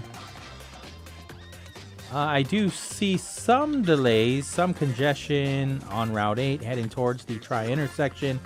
When you get through that area and get onto 16 or back onto 10, you should be okay. Even in front of Antolon Middle School, just be aware of the students getting out there and crossing the street. And so you should be good to go. Route 1, I don't see too many issues as well throughout Tumuning. And even in the, let me see here, I do see some congestion right around St. John's School in Upper Tumon. But if you continue on your way into Dededo, looking good. Your Real Deal Traffic Report brought to you by Mobil Oil Guam. Go farther on every journey with Mobil's Synergy Supreme Plus Fuel, keeping your engine 3 times cleaner. For better gas mileage, visit guam.mobil.com for details. And Guam Auto Spot, schedule a test drive today at Guam Auto Spot. Call them 478-AUTO. View their inventory on their website at guamautospot.com.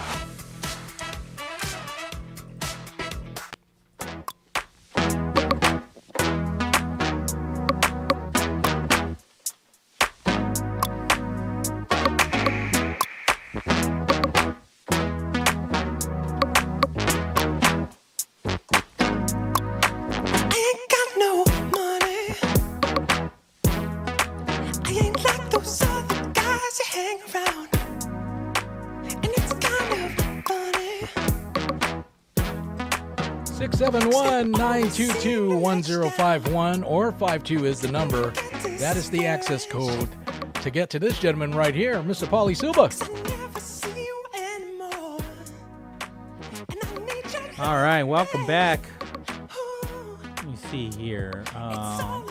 Just in case you just tuned in, I want to share again the release from Civil Defense about cybersecurity awareness. There's no direct physical threat to Guam amid international situation in the Middle East. However, awareness remains key. And this is referring to Operation Epic Fury, a series of escalating military actions and counteractions involving the United States, Israel, and Iran in the Middle East.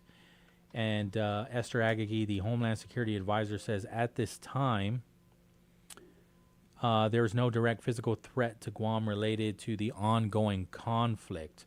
However, awareness remains key. We encourage residents to stay informed through official sources, remain vigilant against cyber threats and misinformation, and continue practicing everyday preparedness. And so somebody that was talking to me a little bit earlier on before I even started the show was my dad, and he was talking about some cybersecurity threats. Wow. And so he's on the air right now. Yes, he is. Off a day. Hello. Off a day, Dad. I appreciate you. Off a day, son. I appreciate Biba, Miss Chamorro. Biba. And Biba, your last guest. That Right? young man is inspirational and sure encouraging. It's great to hear our young men and women take leadership roles, you know, and don't wait to be asked, but they know they've got the heart for it. Right. And it's just very encouraging. Absolutely. Absolutely. And so, you know, you were sharing with me earlier today that you're aware of some cybersecurity threats, right? And it didn't surprise me that Homeland Security put out a notice remaining vigilant, right? And being aware that there could be some phishing, cyber incidents, fraudulent websites, and social engineering attempts and misinformation shared on social media platforms. And so could you share with our audience anything that you know about any kind of misinformation that might be out there? First, I'd like to thank your listening audience for their love, prayers, and support. Doing a lot better, son. So that's out of the way. I'm not going to talk much about myself, but the concept, the idea, the threat, it's not necessarily regarding what's happening in the Middle East particularly, but I've been approached by quite a few individuals, and Mom even experienced a call, you know, regarding individuals phishing, trying to get your credit card information or any information from you, personal. One example is someone called claiming they were from Citibank, and that they needed some numbers in order to process, you know, a large amount of money that was going to be provided in a winning or something. And then someone similarly mentioned that she, the same day that she was called and said she won $1 million, but she needed to send $100 for the processing. And she was smart. She said, all right, how about you just deduct the 100 from that million?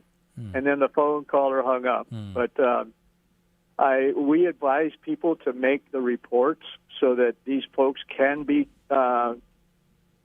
captured, and we start seeing eliminating these calls coming in, because right now a lot of people are on edge for different reasons, and even financially they could appreciate some extra finance or money coming in, but they've got to understand that there are these folks out there that are going to take advantage, and we need to be alert and aware. And basically, that's all I want to share at this point, not to dissuade or take away from that one. Oh, I think I just lost you right when we lost him right when he said that's all he wanted to say. Sorry, Dad. So we heard we heard all of that. So, but if you feel like there was something that you might have missed, feel free to call us and we'll get you back on the air. All right, 3:43 in the afternoon. There's been a couple of things that have come my way, and I just block them. I mean, I don't even text back on WhatsApp. I think there's even more of a there have been a couple of people that I are acquaintances of mine Mhm. that have just reached out to me and said, "Yo, I'm out of here. I don't trust WhatsApp anymore." Yeah. And so they've left WhatsApp. So I've been hearing a little bit more that just WhatsApp is not, and I knew that WhatsApp wasn't. Well, I don't know. I'll still stay on WhatsApp. There's nothing. I don't even have $1 to my name on WhatsApp. There's no connection to my money on WhatsApp. But I mean, if you feel like you feel insecure on WhatsApp, then by all means, right? I don't feel secure on Facebook, to be honest. I don't like Facebook. There's so much misinformation on Facebook that I don't ever post anything there. Anything. I don't even respond much unless I know. The only reason why I stay, and the only reason is to stay connected to family, because otherwise I'm just like, nope. There's way too much misinformation. There's too many prints that need help. There's too many Pauly Subas on Facebook. And I'm like, it's just me. Yeah, and there's so many fake Pauly Subas and fake Governor Lou Leon Guerreros. Yeah. And fake Ryan Sinick. There's so, I don't know how many times my Auntie Margaret has reached out to me. I'm like, this is the fourth account. Hey, speaking of family reaching out, we have him back Okay. on. Chief, stand by. Here we go. Off a day, Dad. Sorry, we missed you at the very end. You pretty much said No. Okay. I don't know how or why I lost the call. Maybe they heard me. They probably heard you, yeah. They cut me off. We heard it all except for the part where you were already giving props back to Genesis. So, was there something else? No, that was about it. And of course, your program is very informational, and I appreciate it. And so I just want to say to everyone, God bless you all. Viva Miss Chamorro. Viva. All right, thanks, Dad. Love you, sir. Okay, love you too. But yeah, I mean, I'm not really a fan of Facebook just because I don't even know, people will post some things. I don't even know if it's even from the person that is my acquaintance, and also what they're sending. The one part that I never liked this, better safe than sorry. I'm like, no, better not post or forward if you don't know where it came from. Oh man, just don't even forward it. What does it matter? You don't need to be the person that saved the day. Like, just don't forward it. You don't know where the source is from.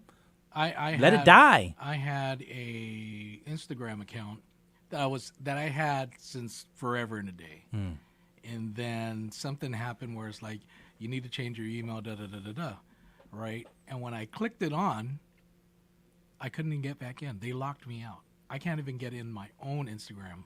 Wow. And so, lost pictures, and and there were a lot of pictures of my daughter there too. Wow. As well. When she was a baby and all. My friends could steal. My friends on that particular Instagram page, can see it, but I can't. I have no access. Do they see any movement happening with it? No, not at all. Okay. Not at all. So it's not like they've taken over your identity and they're posting as you. Yeah, well, like you, I don't have $1 to my name, so it's like, good luck, hey, Yeah, but again, if you don't feel secure, I mean, there have been a couple people that have said, I'm out of here. I'm not using WhatsApp anymore. I'm like, okay. I never really wanted to talk to you anyways. There's something. There's another thing that you can use. It's called Viper. It's supposed to be very secure. I don't know. I'm on Signal. Signal's just good me too, and so. my family. Mm-hmm. Yeah, but I'm still waiting for Pete Hegseth to put me in his chat group on Signal, but that's yet to happen. Is that a fake Pete Hegseth? I don't know. He's known to put media. They're known to put media in their chat groups. They're known to spill out some deep top secret stuff, right? Yeah. Okay, let me see here.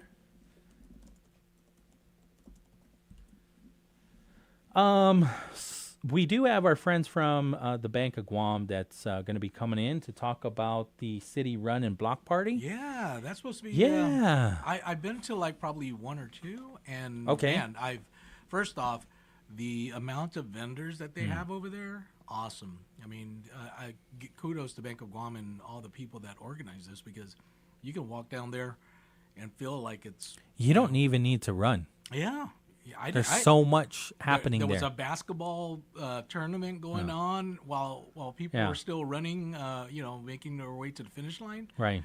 And it was good. It was a great place to bring the family. And of course, they have the entertainment. The food is there too as well with all the vendors.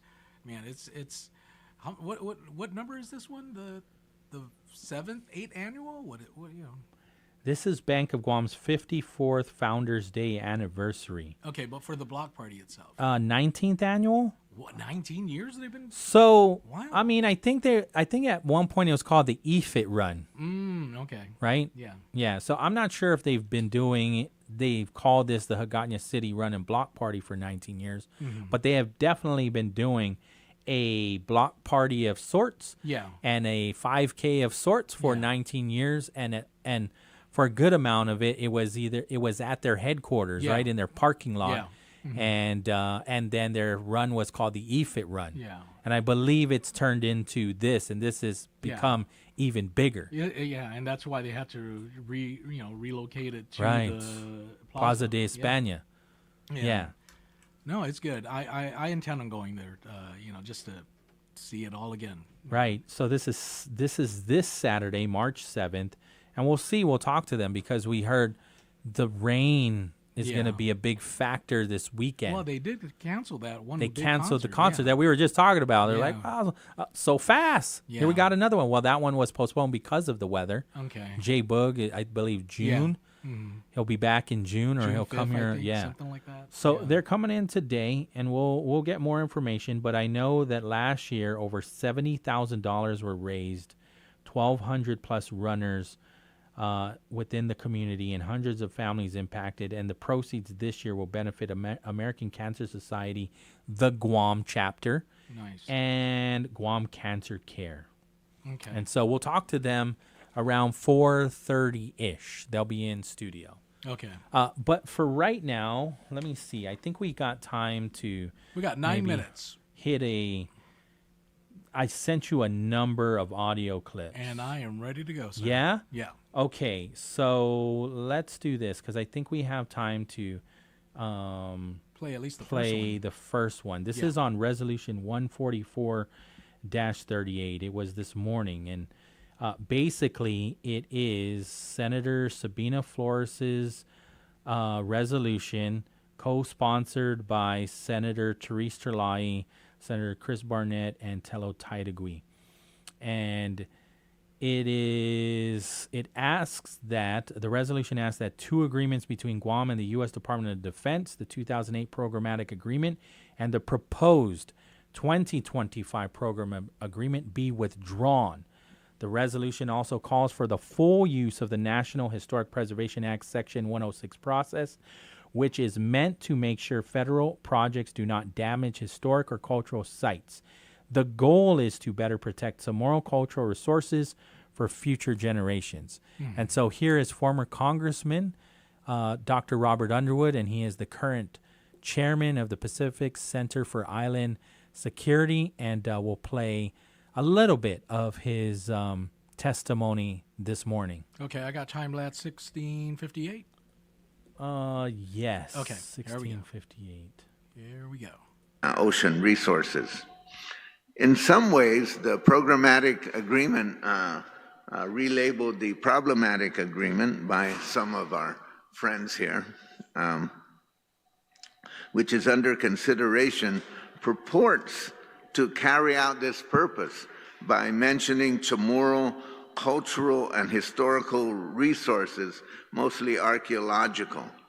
Like any agreement, a renewed agreement, which this one proposes, depends upon the history and the implementation of the previous one. I don't think we have the full story of the implementation of the previous agreement, since there's little public discussion and transparency about all of the construction and destruction which has already occurred and which is patently obvious to anyone who drives around the island. It is interesting to note that in the name of construction, we engage first in destruction and disruption. In this case, the U.S. government will be again seeking the process to process the destruction of historically significant sites through what appears or purports to be a balanced approach. In reality, it seeks to implement a process which is less rigorous than existing federal law. As the resolution points out, the island, and more importantly our past, would be better served by applying the National Historic Preservation Act, Section 106, which is not included in the current proposed programmatic agreement. Excuse me. As is true in all forms of institutional behavior, trust and mutuality is required for the successful implementation of programs and policies. There really is not much trust because there's not much transparency from the 2008 agreement.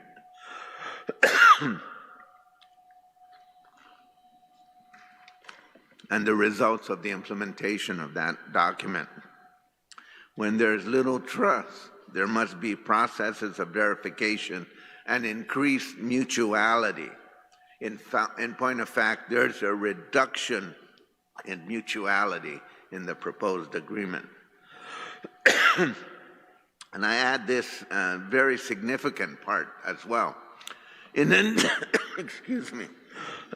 I'm still trying to recover from, I'm okay. I'm not gonna collapse. That would be the big drama of the morning.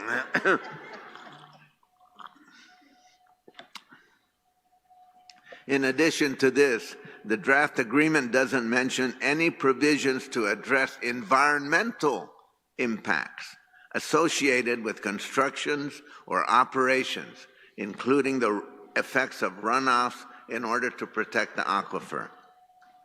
The government of Guam has no delegated authority under the Clean Water Act, and Department of Public Works permits are not necessary for federal construction projects. This new agreement only covers cultural resources. Where is the stated effort to protect our environment?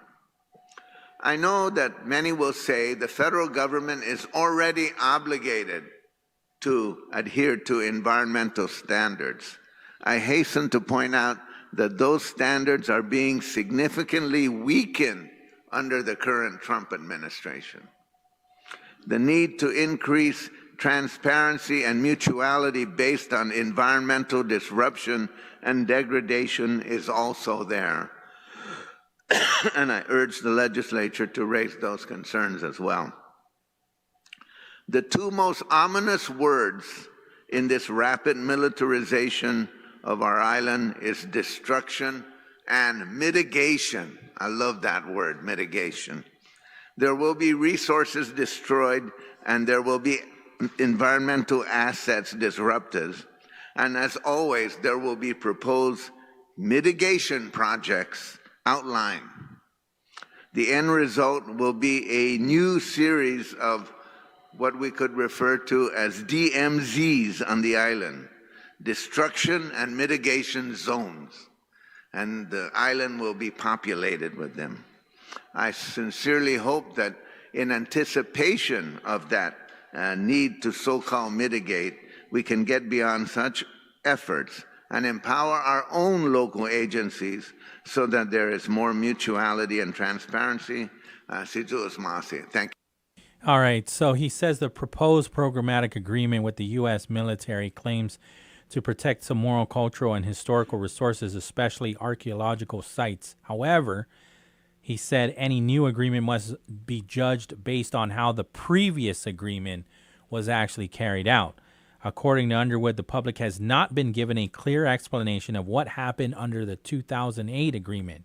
He said there has been very little transparency or public discussion about the construction projects and site destruction that have occurred in Guam during military expansion.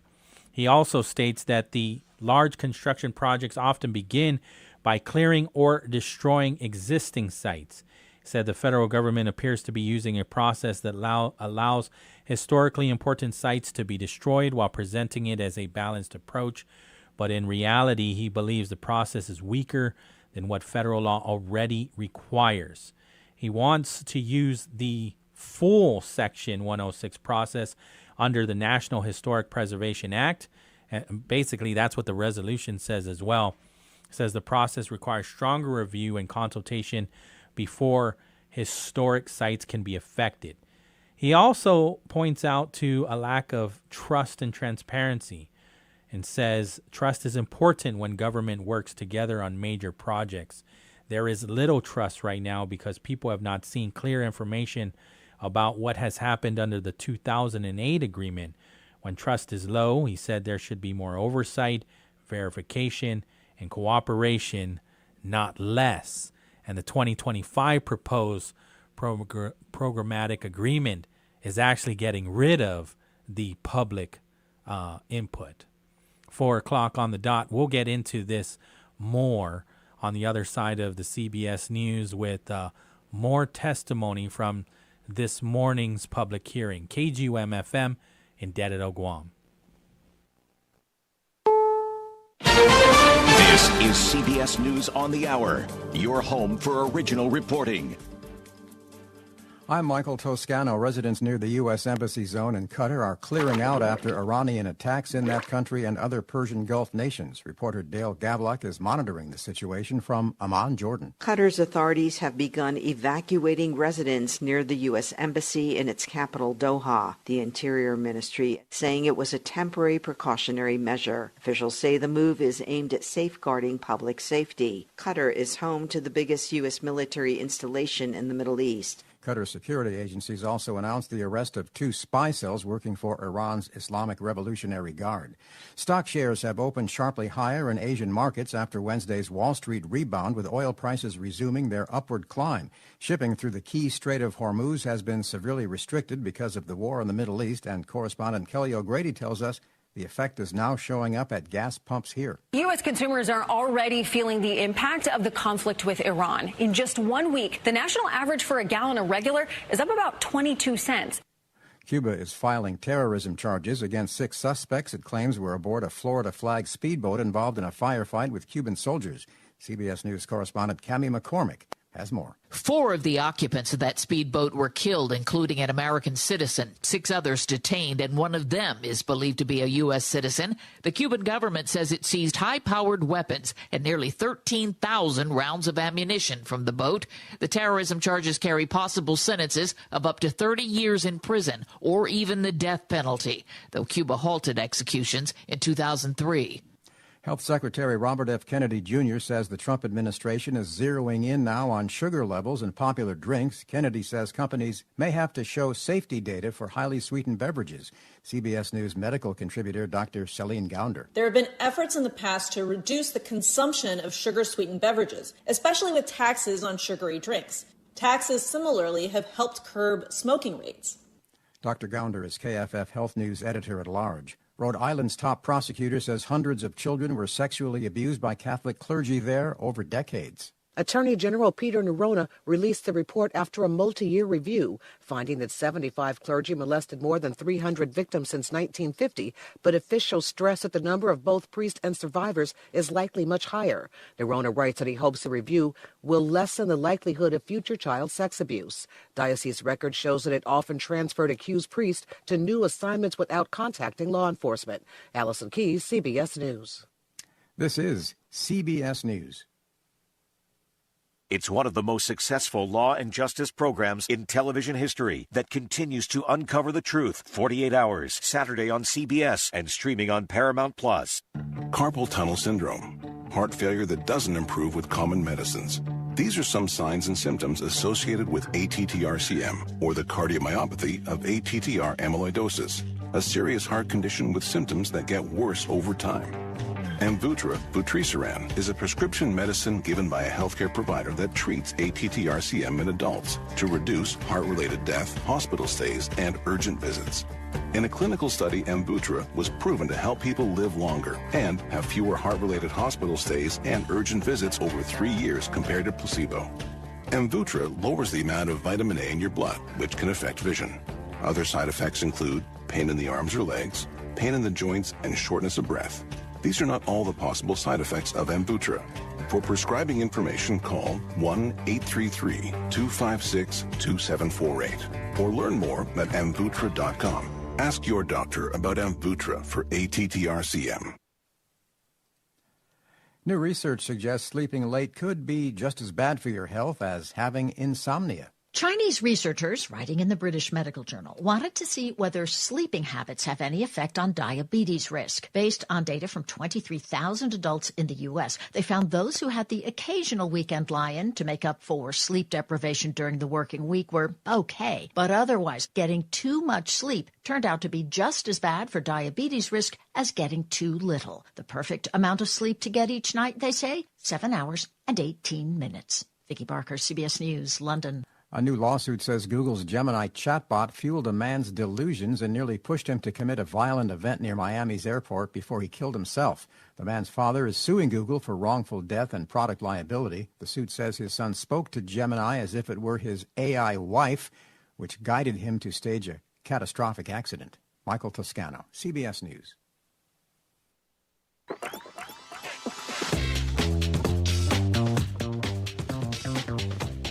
4:05 in the afternoon, and it is about that time we check in with traffic. Your Real Deal Traffic Report standing by with the very latest on your daily commute. Mr. Pauly Suba, buenas. All right, I'm looking at my Glimpses of Guam traffic app here, and I don't see too many difficulties on Marine Corps Drive except, the usual mild congestion as you get closer and closer to the major intersections. Route 4 heading up and down Sinahanya, you're okay there. Over in Ordat Salampago, making that left turn onto 10.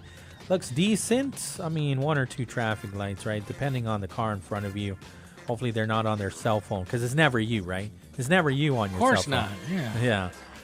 So you should be able to get onto 10 without too many problems. Your Real Deal Traffic Report here on Wave 105. Brought to you by Guam Auto Spot. Schedule that test drive today at Guam Auto Spot. Call them up, 478-AUTO. View their inventory on their website at guamautospot.com.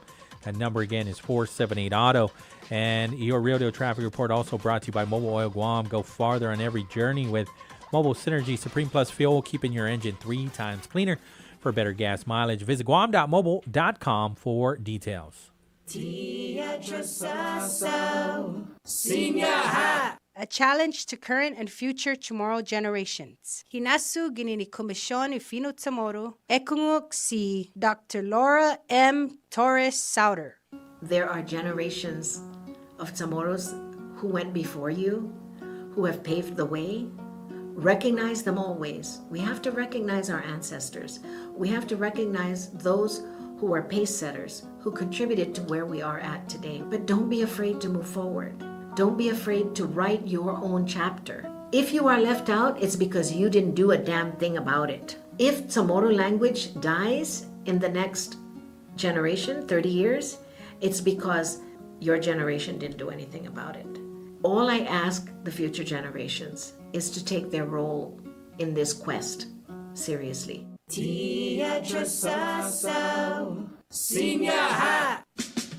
Calling all engaged couples and event planners.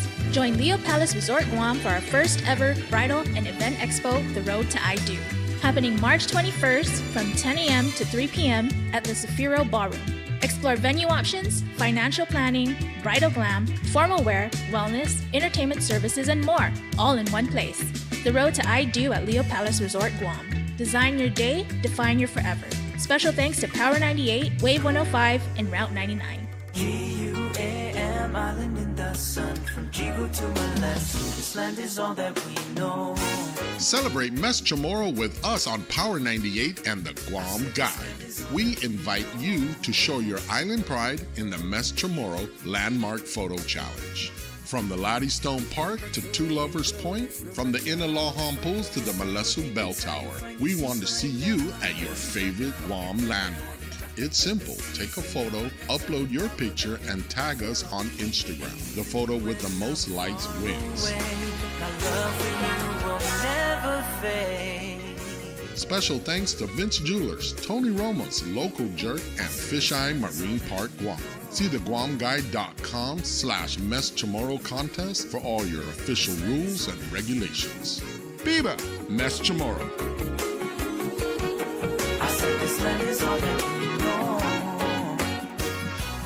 Turn us on and turn up the island dialogue. Wave 105, The Talk of Guam, Glimpses Media.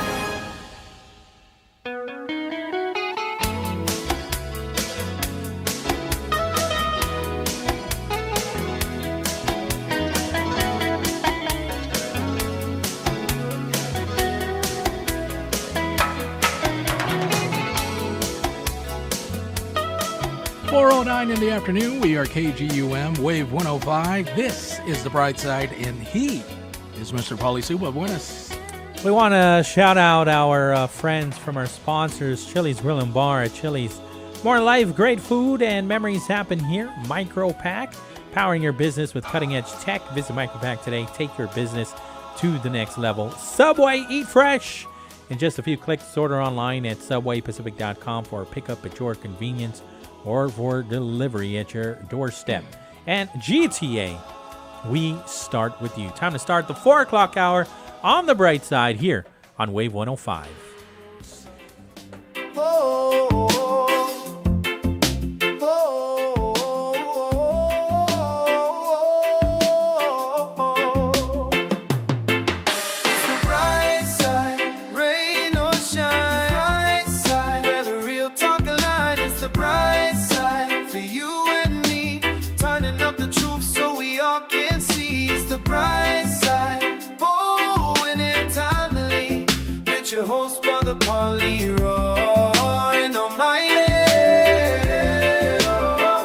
Welcome back. 671-922-1051 or 1052. We are online, thewave105.com and our YouTube channel, Wave 105.1 FM Guam. So for the interest of time, we'll move on to another audio clip from Mr. Baltazar Bordalio Ugin. And so he strongly supports Resolution 144, calling for withdrawing the proposed 2025 programmatic agreement governing U.S. military projects in Guam. He said the draft agreement effectively acts as advance approval for projects that could erase parts of Guam's history because it prioritizes military construction schedules over the respectful protection of ancestral remains and cultural sites. And so we'll play a few minutes of his testimony.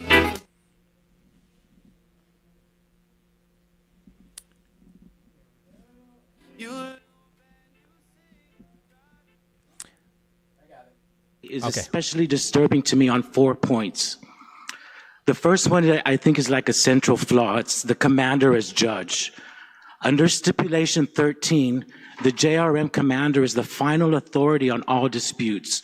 Even if the Advisory Council on Historic Preservation provides expert recommendations, the commander can simply document his rationale and proceed anyway. We are being asked to trust a process where the person building the project is also the person deciding if the project's impact is acceptable. The second point is the collaboration of the SHPO in a hollow agreement. The State Historic Preservation Officer is mandated to be our primary check and balance. Instead, the SHPO has collaborated in the creation of a legally hollow agreement that hands all real oversight to the military commander.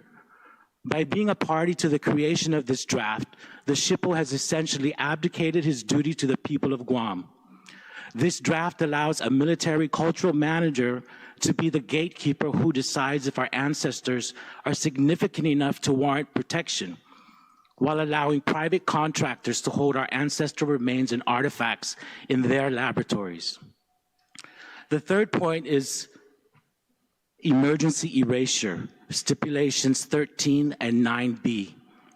This agreement grants emergency powers that allow for major impacts to be declared and acted upon within 72 hours of a disaster. These powers are dangerously broad, allowing the commander to declare an emergency based on vague operational needs, project delays, and manpower issues. Imagine our community in the wake of a devastating typhoon. While our families are struggling for water, power, and survival, this PA gives the military a 72-hour window period to clear protected sites while no one is looking, without any community oversight. It is predatory streamlining at our most vulnerable moment. And finally, the fourth point is the failure of informed consent. You cannot have informed consent when the data is hidden behind broken links. Searches on the SHPO and JCRM websites for the draft PA 2025 consistently yield 404-page not found errors for critical documents. While the governor's website links to the agreement, Appendix A, JRM land holdings, and Appendix B, archaeological sensitivity maps, are either missing or irrelevant. It is impossible for the public to know what they are actually agreeing to. And in conclusion, stipulations 9 and 11 of this draft suggest that preservation compliance can be bypassed or simply rushed to meet MILCON construction timelines. This proves that this draft PA is about a deadline, not about protection. I'm not here to ask for a better programmatic agreement. I am here to support strongly what this resolution ultimately seeks, a return to the full Section 106 process as intended by the National Historic Preservation Act. We need a single point of truth, a transparent system where the public can actually see the data. We need a process that respects our perpetual connection to our land, not a streamlined agreement designed to manage us out of the way. Thank you. All right. So once again, Mr. Baltazar Bordalio Ugin says he wants to bring up 4 major concerns. So even before this part, right, and I encourage everybody to go watch for yourself in its entirety because everybody was very well researched. They brought up some things that they felt were wrong. They obviously read the programmatic agreement thoroughly, and they say that it lacks transparency. The previous speakers also said that our SHPO is complicit in all of this. And so that is pretty concerning because the SHPO answers to the people of Guam. So the 4 main concerns for Mr. Ugin is, again, military commander has the final authority. One of the biggest problems is that the commander of JRM would have final authority over disputes, failure of oversight by the State Historic Preservation Office.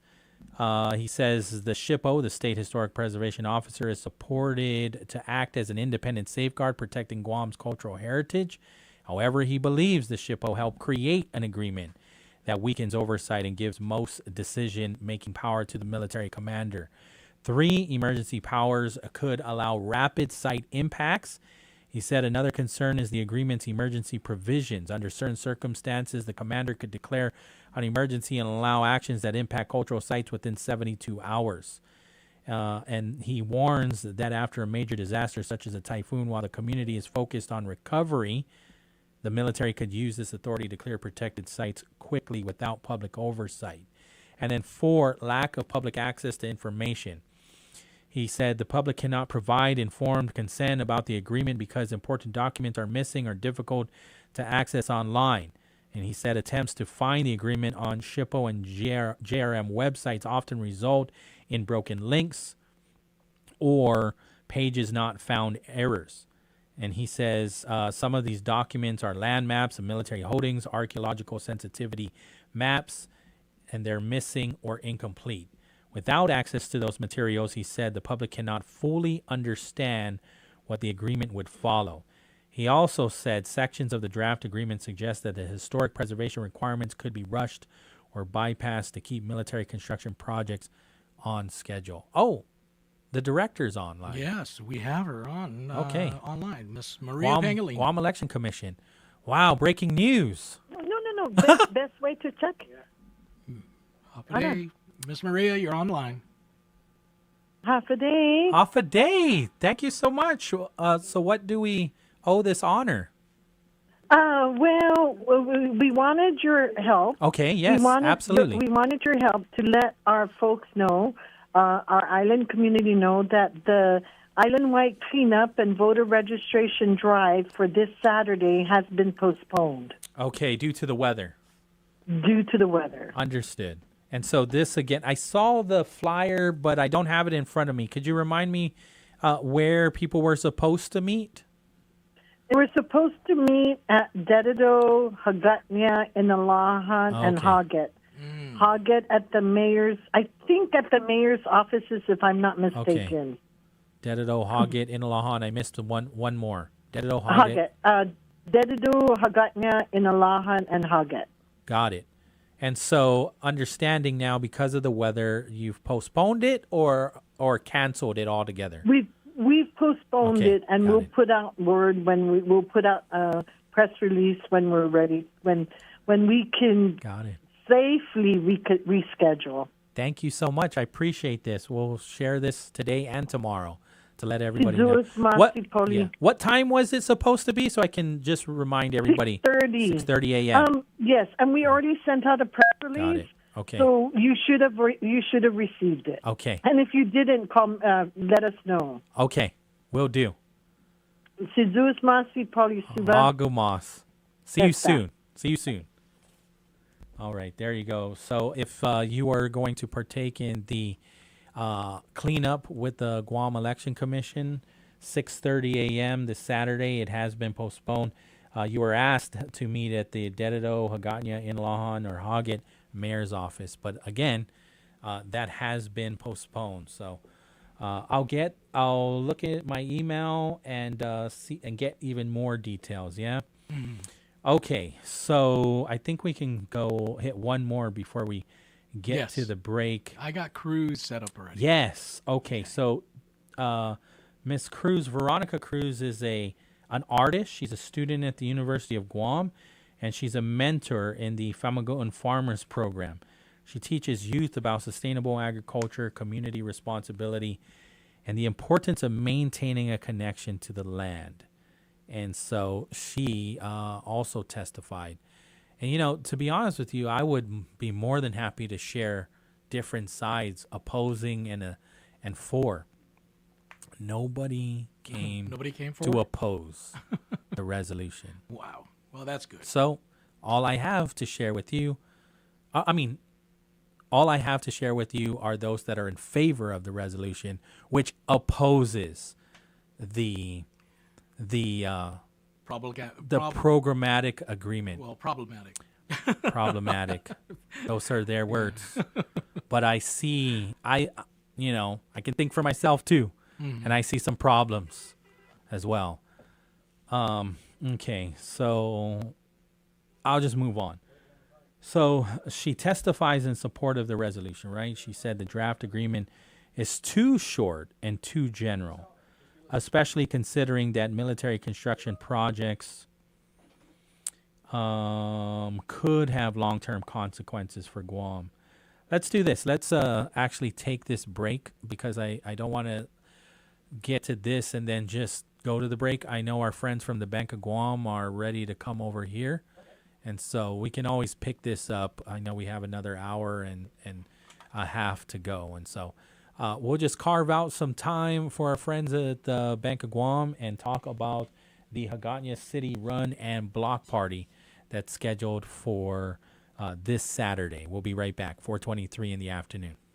Craving Chili's? Let's make life easy. Grab their signature wings, crispy, saucy, and comes with a special treat. Or pick up a Chili's bundle promo, packed with all the Chili's faves. Order exclusively via good-to-go delivery or takeout. At Chili's, great food and value happen here.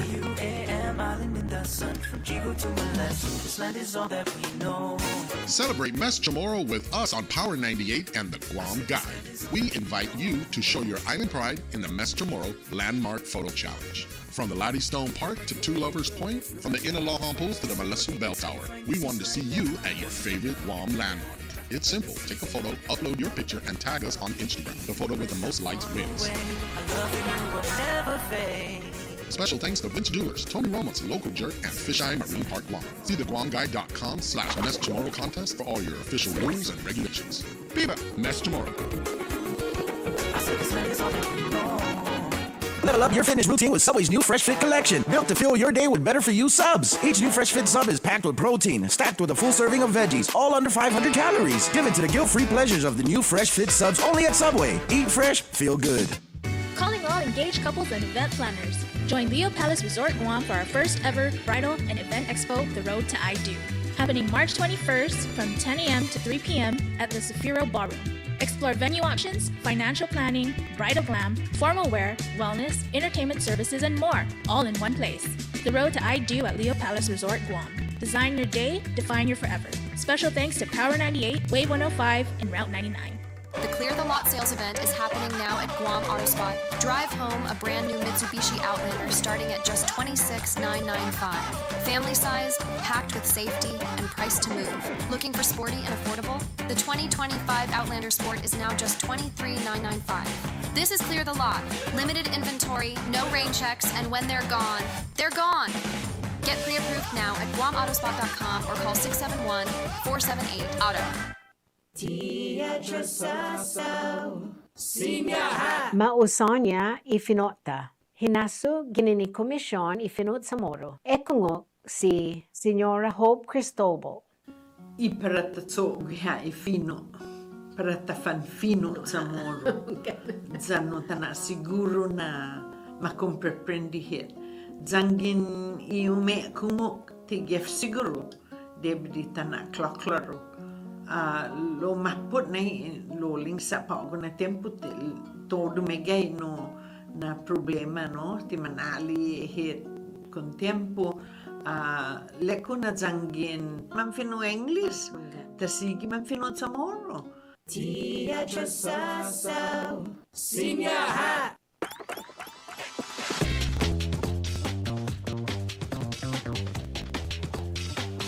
4:26 in the afternoon. This is the Brightside right here on Wave 105. Once again, we go out on the road with your real deal traffic report, standing by with the very latest on your daily commute. Mr. Pauly Suba, buenas. All right, let's check out my glimpses of Guam media traffic app here, and things are still looking good. I don't see too many difficulties. Obviously, again, looking good is subjective, right? Because it could change. Yeah, well, I mean, what I'm looking at isn't too bad, but I mean, you're the one driving, you're the one out there, you're the one enduring all of the traffic intersections and whatnot. So I would just say, I mean, you're pulling up to a major intersection, expect some delays there, but I'm not seeing anything out of the ordinary, right? From Hagana all the way up into Jigo. Even if I start looking further south on Route 1 towards the Naval Base Guam, or even in Hogget, I don't see too many difficulties there, actually none at all. And then neither on Route 4, 10, and 16. That all could change in the next 30 minutes, yeah? Yeah. Your Real Deal Traffic Report brought to you by Mobile Oil Guam. Go farther on every journey with Mobile Synergy Supreme Plus Fuel, keeping your engine 3 times cleaner for better gas mileage. Visit guam.mobile.com for details. And Guam Auto Spot, schedule a test drive today at Guam Auto Spot by calling 478-AUTO. View their inventory on their website at guamautospot.com.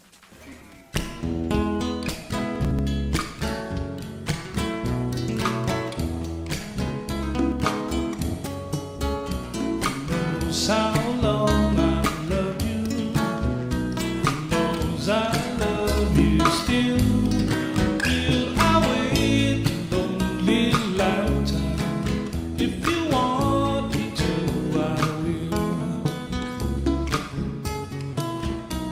And then at last I saw you, I didn't catch your name. Welcome back. So I jumped the gun. I thought I was getting a message saying Bank of Guam's ready to come in. I was getting the message to remind their escort to tell them when they're ready to go.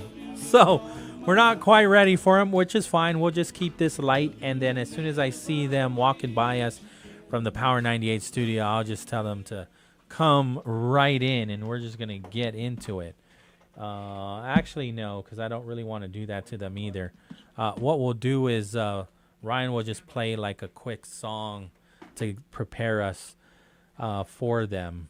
Actually, we have a caller. If you want to take him on, yeah, let's do it.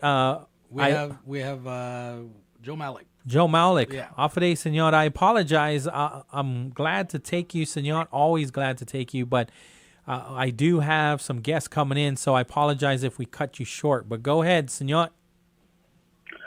Viva Betness. Viva. Viva before Betness.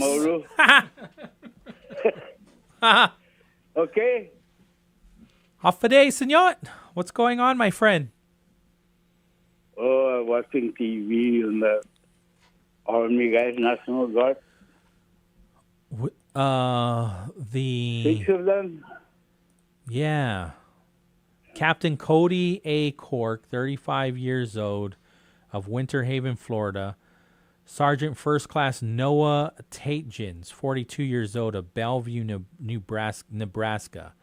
Sergeant First Class Nicole M. Amore, 39 years old, White Bear Lake, Minnesota. Specialist Declan J. Cody, 20 years old, of West Des Moines, Iowa. Major Jeffrey O'Brien, 45 years old. Unspecified location. Maybe they've got that information now. I don't have it yet. Chief Warrant Officer Robert Marzon, 54 years old, of Sacramento, California. They were killed during a drone strike in Kuwait as part of the military operation against Iran. Yeah, I'm still watching it. Oh, man. The president declared what? He declared war? Yeah.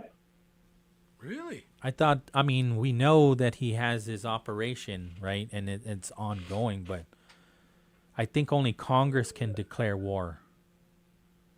Yeah, and, they provide the funding, and Congress can just say, we're stopping the funding. But that's not, I don't have that information in front of me. Anyways, I'm just watching. Yeah, okay. I'll call you back tomorrow. Okay, senor. Thank you so much. Okay. Adios. Okay, so the last that I I was watching Caroline Leavitt when she was in front of the press. Mm-hmm. And so, again, the goal is to destroy Iran's military capabilities, stop it from ever getting nuclear weapons. And she frames this operation as ending decades of U.S. policies that tolerated or appeased Iran. And so the narrative, again, from the administration is that they didn't start this war. This is terror from Iran for 47 years. Or this whole operation. I would call it a war, but is it officially a war? I mean, declaring war, I don't think that's what President Trump has done.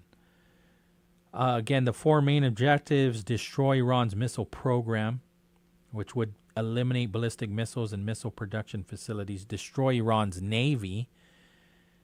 They have claimed more than 20 Iranian ships have already been destroyed, including a submarine. Stop Iranian-backed militant groups, which prevent regional proxy groups from attacking U.S. forces or allies, and prevent Iran from getting nuclear weapons. Those are the four initiatives or goals of Operation Epic Fury. Okay, so let me see here. I have more information from the Guam Election Commission, right? Because, again, there was the flyer that went out, information that went out about an island-wide cleanup this Saturday, March 7th, 6:30 a.m. to 9:30 a.m. in Dedido, Hagatna, in Lahan, and Hoggett.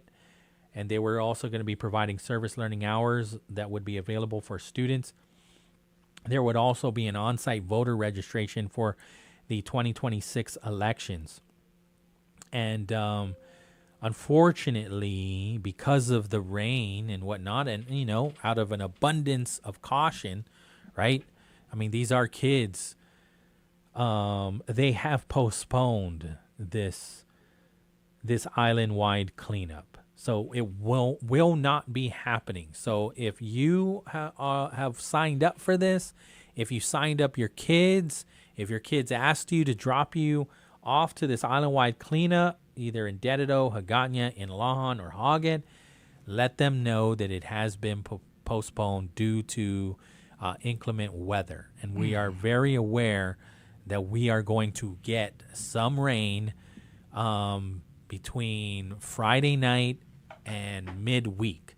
That is the statement that is coming out of the Office of Homeland Security and Civil Defense, as well as the National Weather Service in Tizen. So again, this was going to happen on Saturday, March 7th. It has been postponed. This is the one that Mayor Alliga was talking about, right? How like the Republican Party has the Republican Party and the Democrat Party were all trying to get volunteers, right? Yeah. However, it didn't. It's being postponed. This is what we'll do, Ryan. If you don't mind, just play me like an island jam. Of course. Yeah? I got you. And we'll keep the slideshow going, and we will prepare ourselves for our conversation with our Bank of Guam fam, yeah? Got it. All right. We'll just kill the mics because I'm about to talk some. Okay, there it is. It's gone. No, I still hear myself, Ryan. Whoa, you say you're mine. I believe you every single time. Even though they say not my kind, I just can't believe you're lying. Ooh, all my friends are laughing. See you out in the midnight, I'm dying. Can't you see it in my eyes? I'm crying. I just can't believe you're not mine. Ooh, you hurt the man that loves you. You hurt the man today. You take the love you get away. Would you hurt the man that loves you? Would you hurt the man today? You take the love you gave me away. Yeah.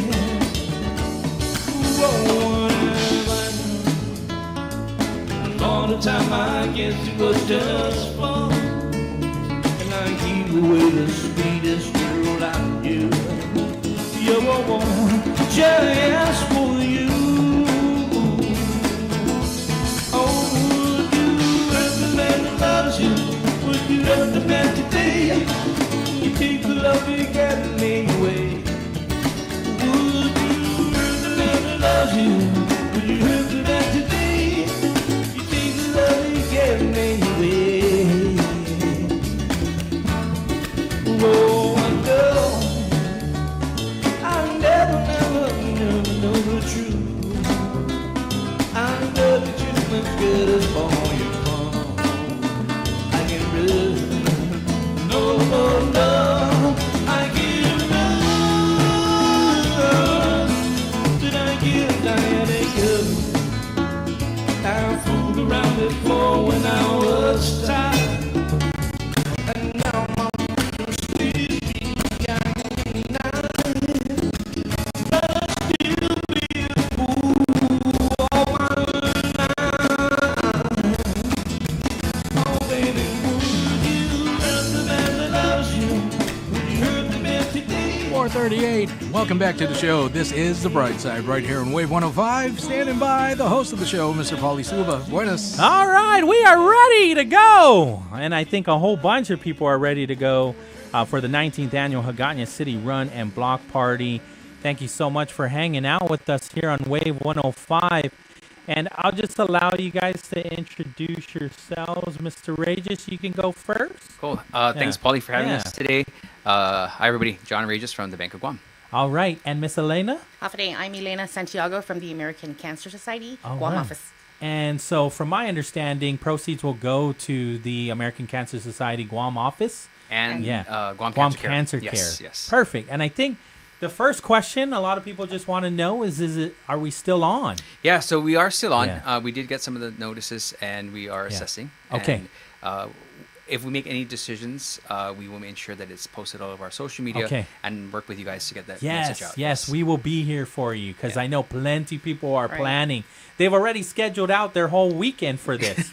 Nothing is happening on Sunday because everybody got to recoup from the block party on Saturday, right? Yeah, and it's again, it's a fun-filled event, and we're looking forward to it and hoping the weather doesn't dampen it. Okay, so I mean, understanding that you've been doing this for 19 years, but Bank of Guam, the history of Bank of Guam goes further back, right? And this all is in celebration of our Founders Day. Yeah. So Founders Day always falls around our event time. Yeah. We are on our 54th Founders Day, 54th anniversary. Nice.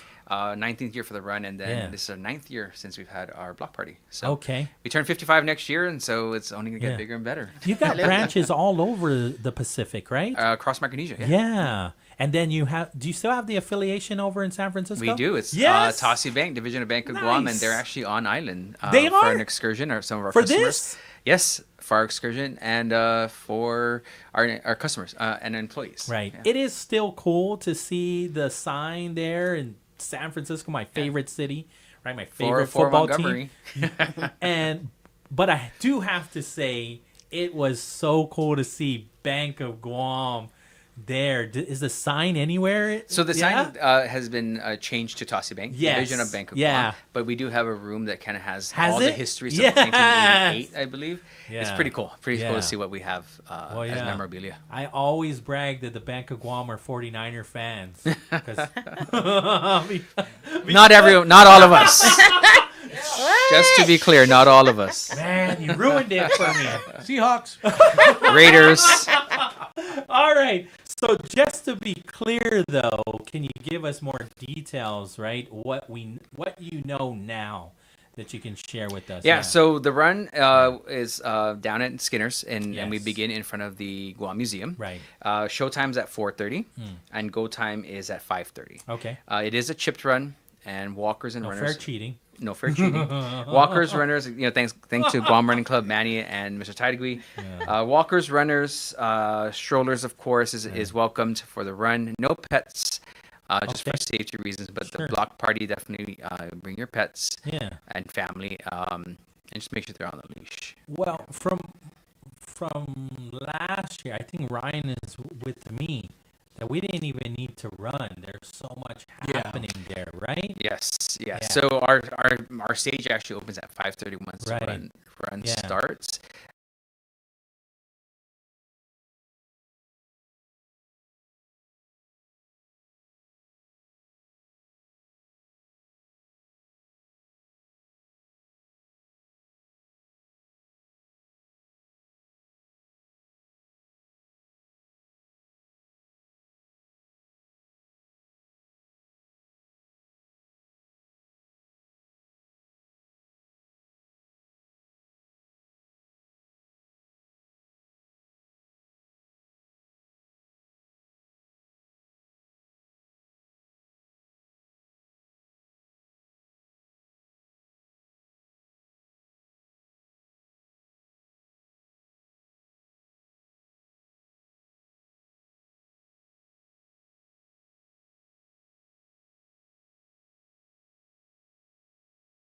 And all the vendors will be open as well. But the good part about it is the proceeds for the run go towards American Cancer Society, the Guam chapter, right?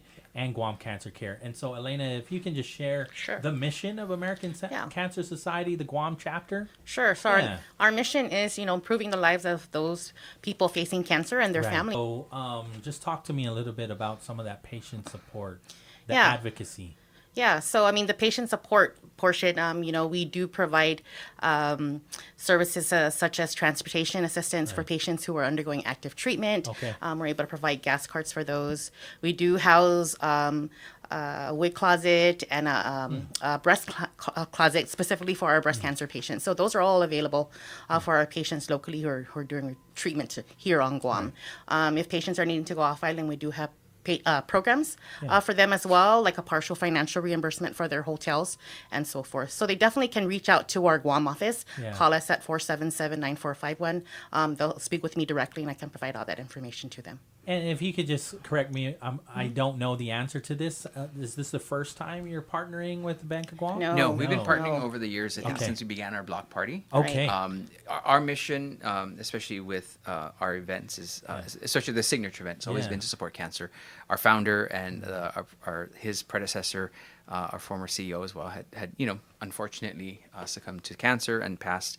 And so we've always made this a way to support for both local and national. Yeah, and I understand.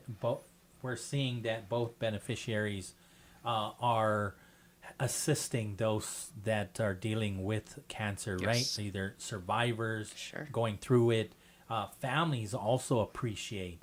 I mean, I can't imagine Guam Cancer Care and American Cancer Society and a number of nonprofit organizations that assist our cancer survivors. I can't imagine not having you on island. Yeah. You know?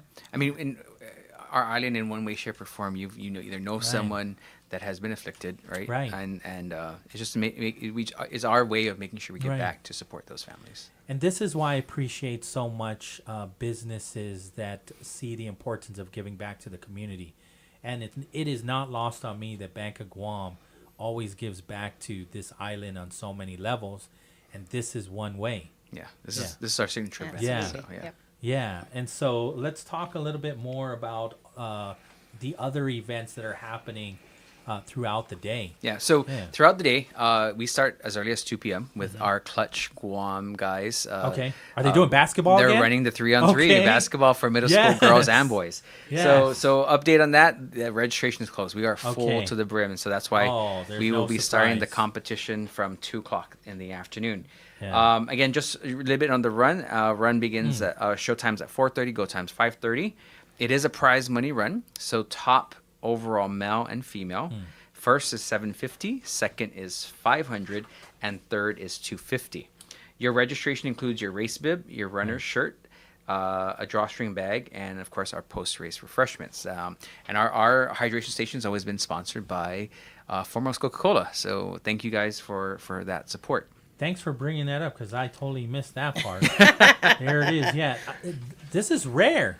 No, so we've always had. Well, you guys, it's rare to give out prize money. Yeah. The prize money is usually the raffle. Yes. Right. Oh, yeah. Right. Yeah. So we always made sure to incorporate the prize money for the run. Yeah. It really our running community supports us. Heck yeah. Overall, every year. So. I'm gonna start throw training. That out there. It's too late for me to get first place at this point. No, or maybe next don't year. They have winners for walking too? I mean, we can join that. Very cool. All right, and so talk to me a little bit about the runner shirt. You guys always come up with some really good shirts. Yeah, right? so this year our shirts are white with a hint of all our brand colors. Okay. It's actually really, really nice. So breaking news, right? We are still accepting registration. However, it's limited to the first 1,500 that come pick up their packets at Packet Pickup. Yeah. And tomorrow's our last day for Packet Pickup, so Okay. you come by and pick it up. And we are just at the 1,400 mark. We want to take all registration, right? Because all proceeds will go to our beneficiaries. But the packets are limited to only 1,500. So you literally had 1,400 people already pick up their packet? Registered. Oh, registered. So packet pickups Okay. between 2 Different. days. Today we Got had it. one set, and Yeah. tomorrow's another group. Okay, Yeah. and then let's say they just they registered, but they're not coming to pick up the packet. What happens? So you can also pick up packets on the day of. Okay. Right. We'll make sure we have yours if we still have extra. Yeah. But we also take registrations on the day of. Okay. So registration right now it's still open through tomorrow Right. at $20 Right. per individuals, and a packet of 4 is $54. On race day, it's $20 for individuals, no groups. If you still have, if we'll take more runners. Just but too bad you don't got a won't packet. We may or may not run Right. out of the packets. Right. That's pretty impressive to know that you've already had 1,400 people register for this. Yes. Very impressive, and so we already know Haggadah is going to be packed. It will be packed to see if people. Yes. It's amazing to see the entire front of between the Skinners and Plaza de España, all the way to the back by the airport. It's full of people getting ready to run and the rush start. So before we get into the the 3-on-3 tournament and those details, how will American Cancer Society represent there? You guys are going to have your own booth and whatnot? No, I think our staff will just be present on the ground. Perfect. We do have some volunteers helping and assisting in other areas for the banks. Okay. Yeah. Possibly even seeing somebody with the shirt and just wanting to know more about how you support them. And Absolutely. Yeah. Very cool. Okay. And so we can now move on to the 3-on-3 tournament. Yeah. So 3-on-3 begins at 2:00. Again, however, it's registration's full. Okay. So, but please come down and support the kids. Yes. They do such a great job. They're aggressive. It's so cool to watch them. It is middle fun. schoolers, right? The boys and girls. Yeah. But you know, it's a good time just watching them, and then it rolls into the showtime for the run. Right. And you know, we talked about the run. Let's talk about the block party. Yes. Right. So when you're done with your run, you roll right into the block party. Go to Skinner's side. We have all our food trucks, our novelty vendors. We've got the Kid Zone. We've got Senor Uggan down there with the car bar rides, which is free. The pit shop. Yeah, the pit shop. We've got the rock wall. We've got a petting zoo. So you already foot the bill.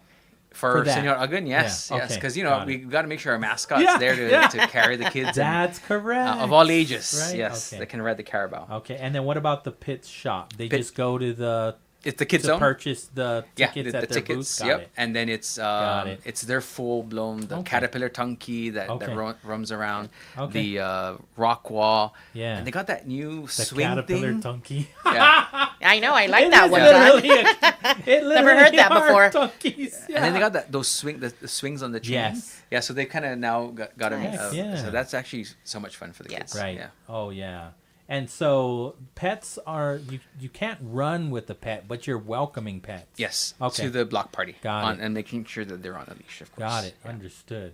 And what about entertainment? You got live music, Yes, I was about to say our live music in honor of Mess Chamorro, right? Want to make sure we incorporate all our local bands and talent. Yes. So at 5:30, when the race starts, the block party opens, and the talent box is going to open our stage with the block party. Then we roll into awards and a little bit of that. Then the entertainment begins with Southern Roots, Skip, Matluck Moatna, and we end the night with Smiles Davis. Yeah. And again, you know, weather aside, we do have fireworks planned. Okay. So we would love everyone to join us during the fireworks. What time are you usually going to Roughly 8:30, 8:45. Yeah. Okay. Yeah, so where's a good spot to watch it from? Right in front on Skinner's. Okay. Yeah. So you're looking Chamorro Village side. You're looking towards Chamorro Village? Yes. Okay. Yes. Perfect. Yep.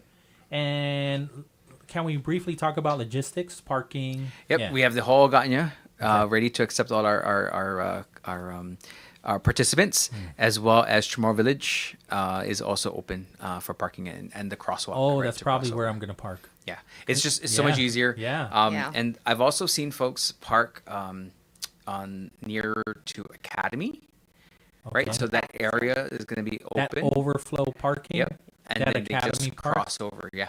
Yeah, that is pretty. Yeah, it's not that bad. Convenient, You're walking adjacent between Plaza de España and Cathedral, and then the museum's right there. Right. Yeah. So that it's an easy road back there won't be blocked off. It won't be blocked because it will be blocked during the run, right? Because that's the route. Okay. However, there's still ways to get into park. Right. What time are they going to block that off? 2:00. 2:00. Yeah. Okay, 2 p.m. Just be aware. You probably want to get there around that time to get that really good parking. Otherwise, if it does get blocked off, I mean, even where the public library is a decent place. Yes. Yeah. And then Chamorro Village, that's probably where I will be at. So save me a spot. But it's that one spot right there that's adjacent to Marine Corps Drive. Mm-hmm. There's a decent amount. But even on the other side where the Festpac park, the hut, as long as you behind don't the park, huts, yeah. as long as you don't park any of the vendors there, because they have their reserved spots. Yes. But there's a good part, and even if I was to park even further away in that big parking lot, because if 1,400 people, we're expecting 1,500 people, I imagine there's going to be plenty overflow. Yes. So even if I cut across through Chamorro Village, I'd make there at a decent time. Yeah, there's plenty parking, and the crosswalks there for safety. Right. We will have it lit up to ensure that it's it's safe. Awesome. All right, and then let me see here. Oh, it's important also, again, even if we don't get into registering, that people can still just show up and Yes. have a good time, right? Yep, all the vendors, Yeah. all the proceeds that we've done with Yeah. their fees, all the sponsorship, Right. and support local, and all those proceeds go Right. back to our beneficiaries. Right. Well, again, I can't thank you guys enough as well for partnering, right? Because, this is not just a run, right? It's giving back to so many people that are affected. It's direct support for our neighbors and our families and our island. Yeah. Yes. Yeah. And it's really it's a party with a purpose. Okay. It's how they like to. Yeah. They say it at the bank. Very cool. And so I imagine you got a full list of vendors. You're not looking for any more. So we do have a few more spots. Really? If you're still interested, Wow. we're still open to a Okay. few more spots. You can email brand at bankofguam.com Okay. and you can work with our team. Okay. If you go on our social media, it has a list of all the vendors, Yeah. the food trucks and the novelty vendors. So something to look out for. A lot of times it's an extra day for those that love their favorite food trucks to get to come down Right. and enjoy their food. So. But yeah, we are still taking. There are still Okay. some room if anybody's interested. But email brand at bankofguam.com Got and it. they'll get more information for you. Talk to me about sponsorship call to action. Yeah, so sponsorships, man, it has been overwhelming in a good way this year. And I'm just going to go through the rundown Yes, if you want. yeah. So it's a little bit long, so thanks everybody Yeah. out there for all your support within the community, and also to our sponsors. So with our platinum sponsors, Addis Trust and Investments, Areola Law Firm, ASC Trust, Deloitte, GTA, Guam Army National Guard, IS Squared, Mobile, Napa Auto Parts CTD, Paradise Fitness, Salesforce, TriStar Terminals. Our gold sponsors, Health City, Smithbridge, Inflotech, and Guam Air National Guard. Our silver sponsors, Alpha Insurers, Blue Water, Flow Water, Docomo, Pacific, Glia, Matson, McDonald's, Payless Supermarkets, Security Title, SOAR Physical Therapy, SPPC 76 Circle K, Take Care, Nissan, Triple J, M80, ITNE and IPNE, and Big Fish Creative. We also got United Airlines for our in-kind sponsors, Market Deli, Dusitani, Crowns, Alpha Insurers, Micronesia Mall, Lombard Health, Marketing Connections, Cost-U-Less, Hilton Grand Resort and Spa, DNQ Distributors, Leo Palace, Pack Tours, Pacific Islands Club, Cornerstone Valuation, Hyatt Regency Guam, Jollibee, Manang Picas, Mobile Archway, Mescal Enterprises, Run Guam, GTA, Unified Fitness, Guam Premier Outlets, Guam Plaza, Moses Joint, Westin, Burger King, Baldiga Group, and the Coconut Tree Company. And our beverage sponsors, right? Can't forget the Beer Garden. We've got Ambrose and Midpack Distributors. And then our hydration station, right? And some of the beverage for the block parties from Coca-Cola Foremost, as well as Pepsi. Our media sponsors, Guam Daily Post, KUM, Vantage Media. And then, of course, we got Clutch Music as our stage sponsor, along with their Clutch Guam. So you've got like competitors all in the same space. That's the beauty of this event. Yeah, the beauty of this because event it's not even about that. Yeah, is you bring in the big Right. names, competitors, but we're one island community Yes, absolutely. in support of this cause. Because everybody understands the mission. Yeah. Yeah, it's beautiful. Yeah, it's been a great showing, great support from all especially the beverage sponsors, since day one of our block party. Yeah. And so are you still inviting more business communities? Yes, if anyone who's interested in sponsoring, again, please reach out to us at brand at bankofguam.com. Right. Or you can get a hold of me directly, Okay. 671-688-9030. There you go. And, and so am I reading this right? Support pledge forms? So, that's the sponsorships. Okay. Yes, yeah. Okay. So, we're good on there, right? Yes. And so, again, thank you so much again for partnering with Guam Cancer Care, with American Cancer Society, the Guam chapter. Just kind of walk me through what this all means, seeing it last year and the years before. Yeah, I mean, year after year, we're so thankful for Bank of Guam and their support. It gets bigger every year, and we're so appreciative of everyone's efforts to make this event a success. So, I'm sure our cancer patients and our community are thankful for them as well.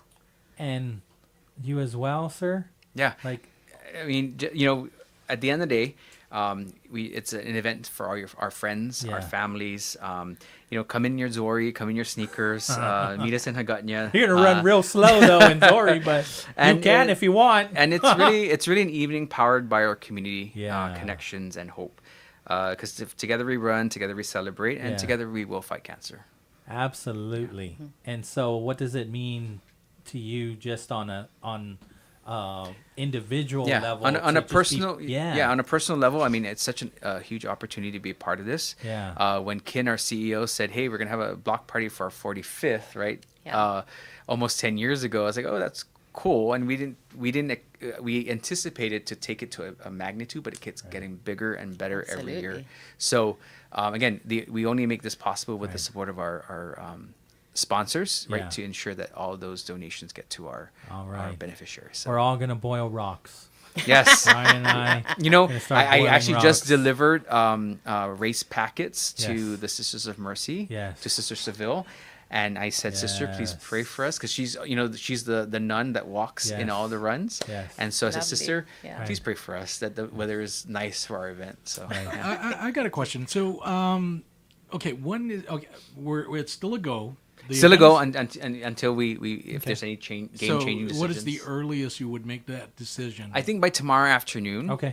We should be we're finalizing. Here. We're on the air till 6 p.m. Yeah, so we've got everyone's texts to send that messaging out. Travis is going to really relay that information. I think by tomorrow afternoon we'll really make that. Because we're going to keep saying you're going. Yes, we are going to still say. And everyone, please keep stay tuned on social media. That's the quickest way, and as well as working with our media partners. So. Together we run, together we celebrate, together we fight cancer. Yeah. Viva. Viva. KGUM FM in Dededo, Guam. We'll take the break. Thank you so much to the Bank of Guam fam and the American Cancer Society Guam chapter fam and the Guam Cancer Care family. We really appreciate. And all your sponsors. Yes. And everybody that's going to be there this Saturday. Thank you so much for your support. 5 o'clock on the dot, time for the CBS News. This is CBS News on the Hour, your home for original reporting. I'm Michael Toscano. Sirens during a long night in Jerusalem with waves of Iranian airstrikes. Thousands of Americans have made it out of the Middle East, but CBS News chief correspondent Matt Gutman says many remain stranded. There are about 1 million American citizens across the Middle East right now, many of them finding zero way out. Now, not everybody is trying to leave, but those who are, it has become clear, are not getting much help from their government. The Pentagon has identified more service members killed in Kuwait early in the war. Correspondent Cammie McCormick reports. The Pentagon identified a 5th victim of the Iranian attack in Kuwait as Major Jeffrey O'Brien of Iowa. In a separate release, it says Chief Warrant Officer Robert Marzan of California was at the scene and believed to be dead. 4 soldiers were previously identified. The 6 were killed when a drone hit a command center in Kuwait just a day after the U.S. and Israel launched their military operations against Iran. CBS's Aaron Navarro tells us chances of Congress passing a War Powers Act suffered a major blow in the Senate. On this, the yeas are 47, the nays are 53. The motion to discharge is not approved. The Senate failed to pass a War Powers resolution on Wednesday. Backed by Senate Democrats, the act sought to block President Trump from using further military force against Iran, amidst ongoing questions about the justification for the attacks. In Texas, 2 powerful politicians vying for a U.S. Senate seat are now in a runoff. More from CBS's Ed O'Keefe. Among the Republicans, Senator John Cornyn now faces a late May runoff against more conservative, MAGA-friendly State Attorney General Ken Paxton, who has faced years of investigations and impeachment attempts. President Trump didn't weigh in during the first round of the primary. He said he will soon endorse his preference and that the candidate he doesn't choose should drop out in the name of party unity. The House Oversight Committee has subpoenaed Attorney General Pam Bondi. Bipartisan members want answers over her handling of the Jeffrey Epstein files, including Massachusetts Democrat Stephen Lynch. She has withheld meaningful and important documents from Congress. She scrubbed the information that she gave to Congress from all references to Donald Trump. Health Secretary Robert F. Kennedy Jr. says the Trump administration is taking a closer look at the health risks of sugar in popular drinks. CBS News medical contributor Dr. Celine Gounder. Making water the default beverage in kids' meals instead of soda and improving beverage options in schools could really make a big difference. Many of us develop our drinking and our eating habits as kids. This is CBS News. What is going on? What's going on here? How is this possible? Great storytelling starts here. Oh, come on. Why? It's time for 60 Minutes. Okay, I have to tell you, I was just looking on eBay where I go for all kinds of things I love, and there it was. That hologram trading card. One of the rarest, the last one I needed for my set. Shiny like the designer handbag of my dreams. One of a kind. eBay had it, and now everyone's asking, ooh, where'd you get your windshield wipers? eBay has all the parts that fit my car. No more annoying.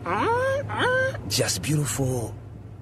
Millions of finds, each with a story. eBay. Things people love. Jen, I didn't know you shopped here. Hey, I'm hunting for something fresh for spring. Oh, girl, skip them all. Jewelry Television has the best spring looks right now. JTV, way ahead of you. Just hit up JTV.com yesterday. Scored the cutest clover earrings, 2 tennis bracelets, and this gorgeous pearl ring. Right now, new customers get $20 off any purchase of $99 or more at JTV.com. Oh, and gold hoops and this turquoise bracelet. Just a couple things, huh? Maybe more than a couple.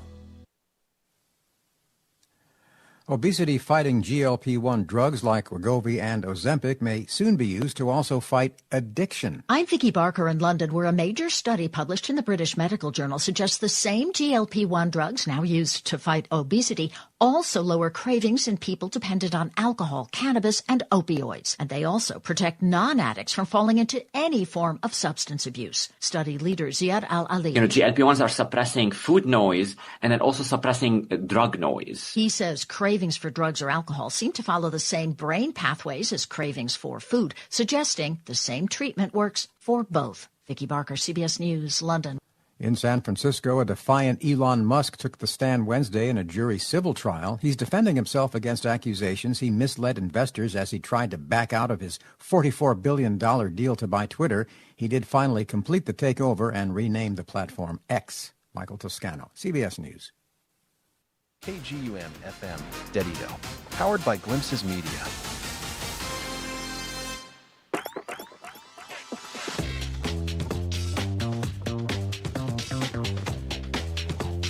In the afternoon, we are KGUM Wave 105. This is the Brightside, and right about now, it's time to check in on the roads of Guam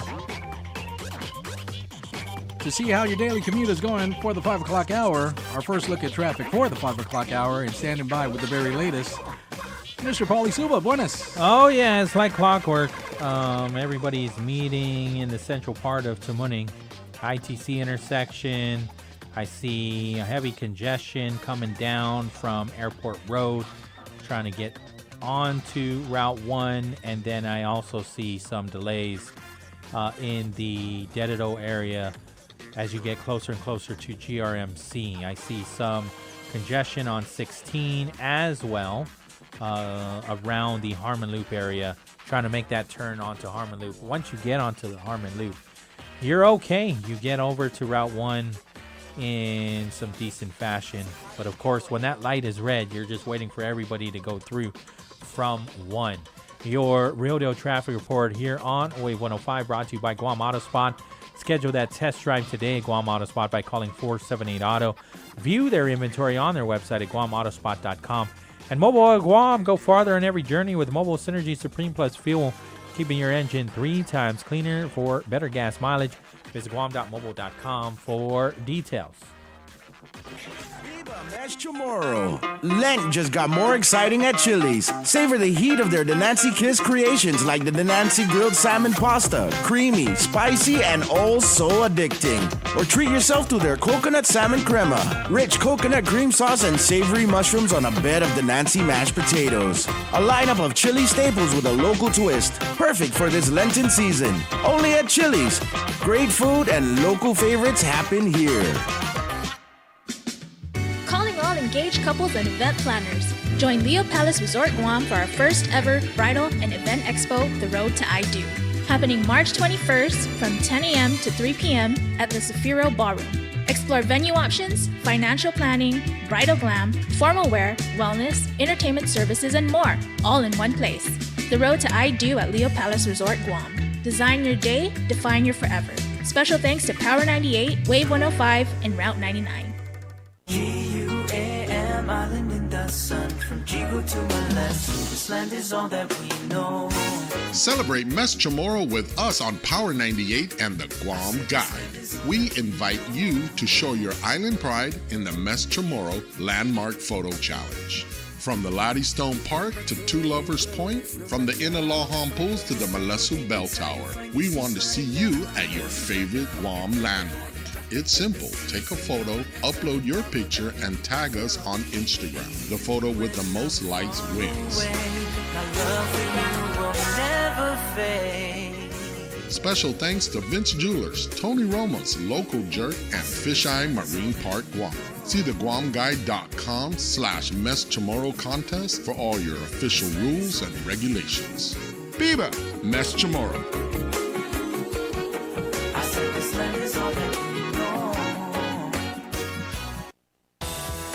More than radio, it's Guam's group chat, Wave 105. Join the conversation. Glimpses Media.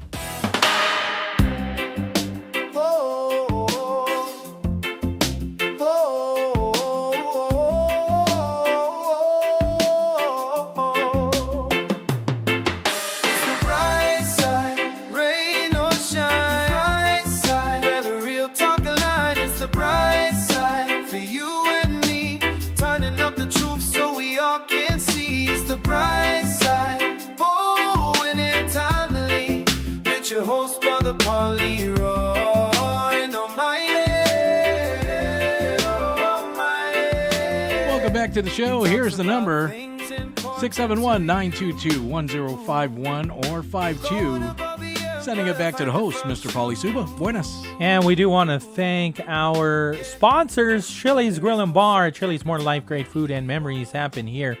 Micropack, powering your business with cutting-edge tech. Visit Micropack today. Take your business to the next level. Subway, eat fresh in just a few clicks.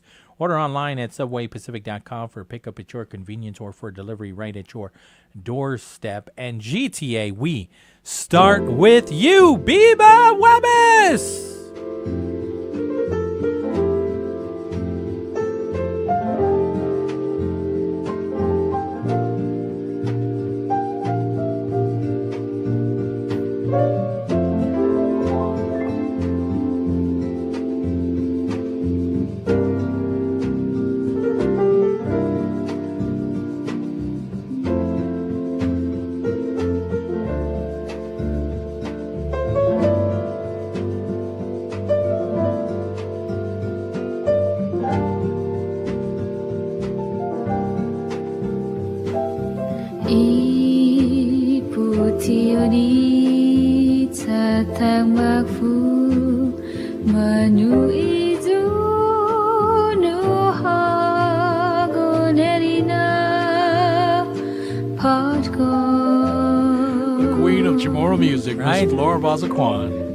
And this is not AI. It's not AI. No, yeah.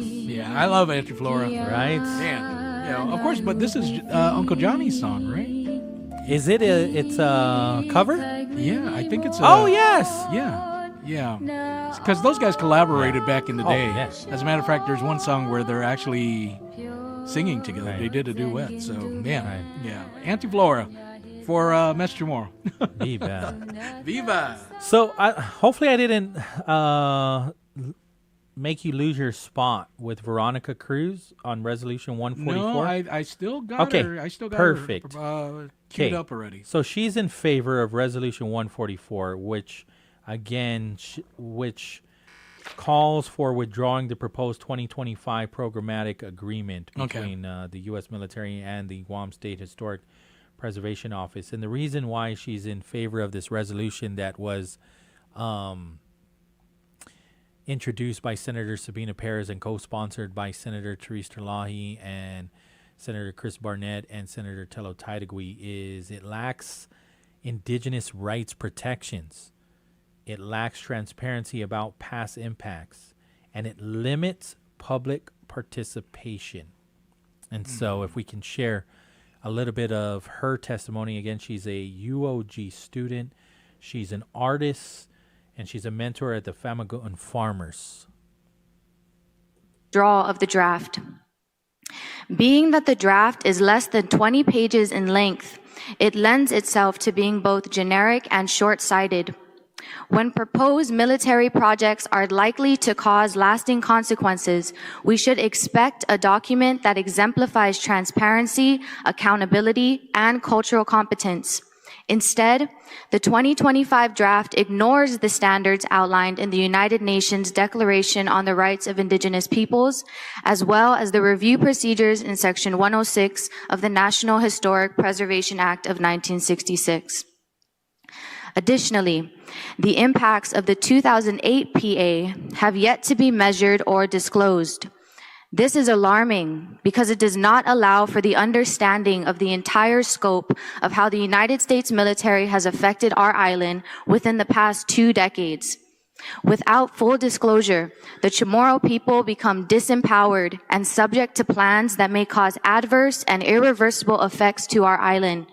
For this reason, it is within the rights of the indigenous Chamorro people to demand transparency and inclusion from the Commander of Joint Region Marianas and the Guam State Historic Preservation Officer when drafting a new PA.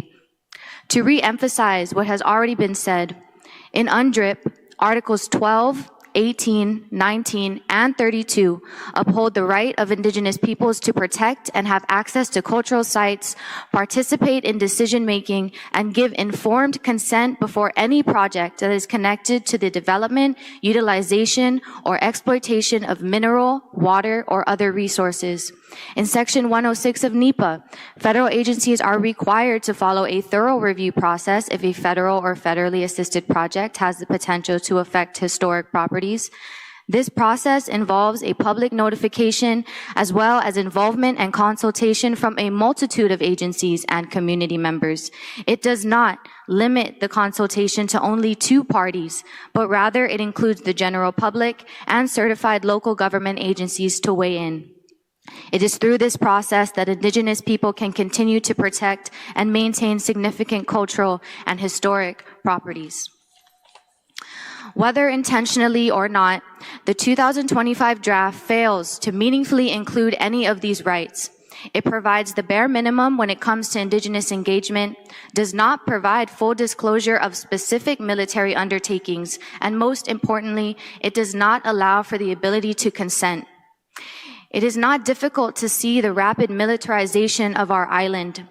Just in my lifetime, the colonization of Guahan has brought about the slow death of our coconut trees, more contamination of our soil, water, and air, and the unhinged normalization of war. I believe that the preservation of our land is inherent and necessary to the continuation of our culture, efforts towards self-determination, and connection to each other and our identity. I am deeply concerned the 2025 PA draft could negatively impact ancestral burial grounds, natural resources, and our quality of life. It is this spiritual and physical ecosystem that is irreplaceable and belongs to future generations who have the right to inherit it in pristine condition. Our children, their children, and so on deserve to live and grow in an environment that keeps them connected to their culture and history as well as healthy and thriving. It is vital that we consider our island's limited resources, cultural identity, and natural environment when facing any large U.S. military project. Let Camp Blaws be an unfortunate example that the United States military can violate and destroy our home, then simply shift gears and change their minds because our home, our resources are no longer necessary in their war agenda, which we should never be a part of. Now we are left with the environmental and psychological damage, a stark reminder of our colonial status. In land, in bodies, in cultural assimilation, if it is a debt Chamorros believe needs to be paid to the United States, then we have already paid it tenfold. We cannot afford it any longer. I would like to extend my support and gratitude to Senator Perez, Senator Terlahi, Senator Barnett, and Senator Taitigui for sponsoring resolution number 144-38. And if redrafted, I firmly urge CJRM and SHPO to revise the programmatic agreement to act accordingly with UNDRIP standards and Section 106 of NEPA, as well as establish procedures for meaningful Indigenous leadership in cultural protection and growth. Our deep and rich history reveals that Chamorros are tied to this land and water. It is what has sustained our island community for thousands of years through war and celebration. Therefore, it is our responsibility from students to politicians to carry our island into the future with conscious discernment, integrity, and deep care. For many Chamorros, Guahan is our only home. Our consent must always be a priority. Sizus Masi for your time. That is a powerful testimony. For the interest of time, we'll move on to testimony of Ian Catling. Are you familiar with him? Ian is, he ran for senator, yeah. 4 years ago. 4 years ago. Yeah. And so he references the NAGPRA standards, right? That's the Native American Graves Protection and Repatriation Act. He says this is the gold standard for protecting culturally sensitive sites. NAGPRA provides rules for how governments and institutions must handle indigenous human remains, burial items, and cultural artifacts. He said that even though Chamorros are not federally recognized as a tribe under the U.S. law, the island's indigenous status should still justify applying similar protections and standards. And he argues that the community should make it clear that NAGPRA level protections are expected in Guam. He suggests that the programmatic agreement could be used as a negotiating tool rather than only something to oppose. Instead of taking a defensive approach, he said the community could push for stronger protections and conditions within the agreement. One of his main recommendations was the creation of the independent cultural monitors. He said this would observe construction and archaeological work in real time, ensure cultural sites are properly documented, report directly to oversight agencies such as the SHPO, and he says that relying only on the archaeological teams hired for projects may not always provide sufficient oversight. He says independent monitors would give the community a way to verify what is actually happening on the ground. He's also concerned about the archaeological reporting, and he opposes the archaeological sensitivity maps, which classify some areas as high or low likelihood for archaeological discoveries. He says that this approach is flawed because the entire island of Guam has cultural and historical significance. It goes back to what we were talking about, right, with the Indian casinos and reservations, how they deem all of Guam being pretty much ancestral. And then, so a big part that he definitely got my attention. He says, one of the few tools the community has to protect cultural sites is slowing down development projects through stronger review requirements. He said delays can make projects more expensive and force agencies to reconsider how they proceed. And he says communities should recognize that this ability to slow projects down is a form of leverage. And so if we can play it so you're going to hear directly from him. And so, again, for the interest of time, I've only highlighted some things that definitely got my attention. I would encourage you to watch the entire public hearing. It happened this morning at 9 a.m. It's available at the Guam Legislature's YouTube channel. And I was just, I was amazed by the knowledge that every person had that testified on this subject. Their convictions and their passions is definitely not lost on me. What the military doesn't want us to know about is that we can enforce these NAGPRA standards.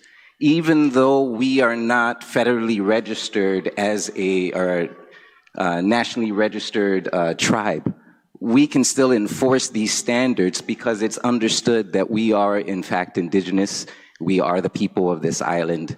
And so there are efforts from the military standpoint on the inside with the personnel, because they understand what the situation is and who the people are that they are dealing with. So they try as much as possible to follow those NAGPRA standards, but we need to make it evidently clear that that's what we want in this situation, right? So this programmatic agreement is a leveraging tool that we can use as a people. I don't want us to take a defensive stance at this when we can take an offensive stance, right? This is leveraging. Right? So there are certain issues. For the professional standards on page 2, there's no allotment for cultural monitors. When you are boots on the ground, there are 2 kinds of archaeologists that are going around the world right now. Those that have a moral code and those that do not. We need to establish our own cultural monitors to monitor what is going on with our cultural sites independent of the archaeological team that's there that can report to SHPO's office or whatever agency you would like them to report to. But those cultural monitors need to be present. There are many instances. Now, I cannot back this up with data, so I'll just say that there are instances in which certain teams, archaeological teams that go out there, choose to not define things the way they should be defined, right? We have no basis for being able to check and balance what is being written, right? We could only hope in good faith. We need to stop hoping in good faith that we are getting the proper information and have eyes on the ground. So we need to put an amendment or a caveat into here that affords us cultural monitors as established through the NAGPRA standards, which nobody wants us to understand that that is available to us. It's available to us, right? Use of archaeological sensitivity maps, questionable. The issue that SHPO's office had in the past is that the whole island is culturally sensitive. So you cannot just say, okay, this small piece of area, nothing ever happened, but something happened around the area. The whole island is culturally sensitive. There should not be designations of sensitivity maps. It was an ongoing battle in that office because they would always try to proffer sensitivity maps. And we're like, no, the whole island is sensitive, right? You need to establish in this programmatic agreement, hey, the whole island's sensitive, no need for sensitivity maps. They're doing this to expedite the processes for their mission. The only thing that we can do as a people, whether we're public officials or not, is slow the process down. That is our power. And they are trying to make sure that we don't understand our power of slowing the process down, because that makes things financially not capable, right? They're not able to afford the cost of a project being held up for long periods of time. It's draining them, right? They don't want us to understand.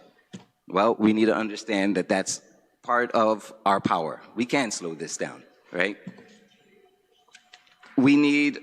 Then there is access to cultural sites. I'm a military brat. Travel around the world at military bases. They do not treat the locals the way that they treat us. We have the highest enlistment rate per capita than any other place in the United States, and yet we are treated as though we are third-class citizens, right? No rights to our cultural land. That needs to be established as its own separate programmatic agreement with the people. You go to Japan, you go to Korea, you go to Germany, the people, the locals have access to what is theirs. We all know the history of our land. We all know the history of the land grab. That's why we have our own ancestral lands and land trust organizations to offset that. We all know what's up. They know what's up. So why is it that my family can only visit Sumai every once in a while when the base commander allows it? Depending on the base commander. Right? No. We need to have a long-standing agreement saying that we as a people have rights to our land, not at the discretion of who's in charge at that moment that they can rotate in and out at their will. long-standing continuity of service. All right. More on cultural monitors. I didn't get that. All right. He pretty much ends there. Again, for the interest of time, we'll take this break. There's a couple things that got my attention that I wanted to highlight from Senator Chris Barnett, Senator Teresa Lai, and Senator Sabina Perez. Again, they're all co-sponsors to this resolution, along with Senator Tello Taitagui. 5:28 in the afternoon. You just let me know when we're ready to go, and because we're going to get another real deal traffic report in, and then we'll play those audio clips from those three senators on the other side of these right here on Wave 105.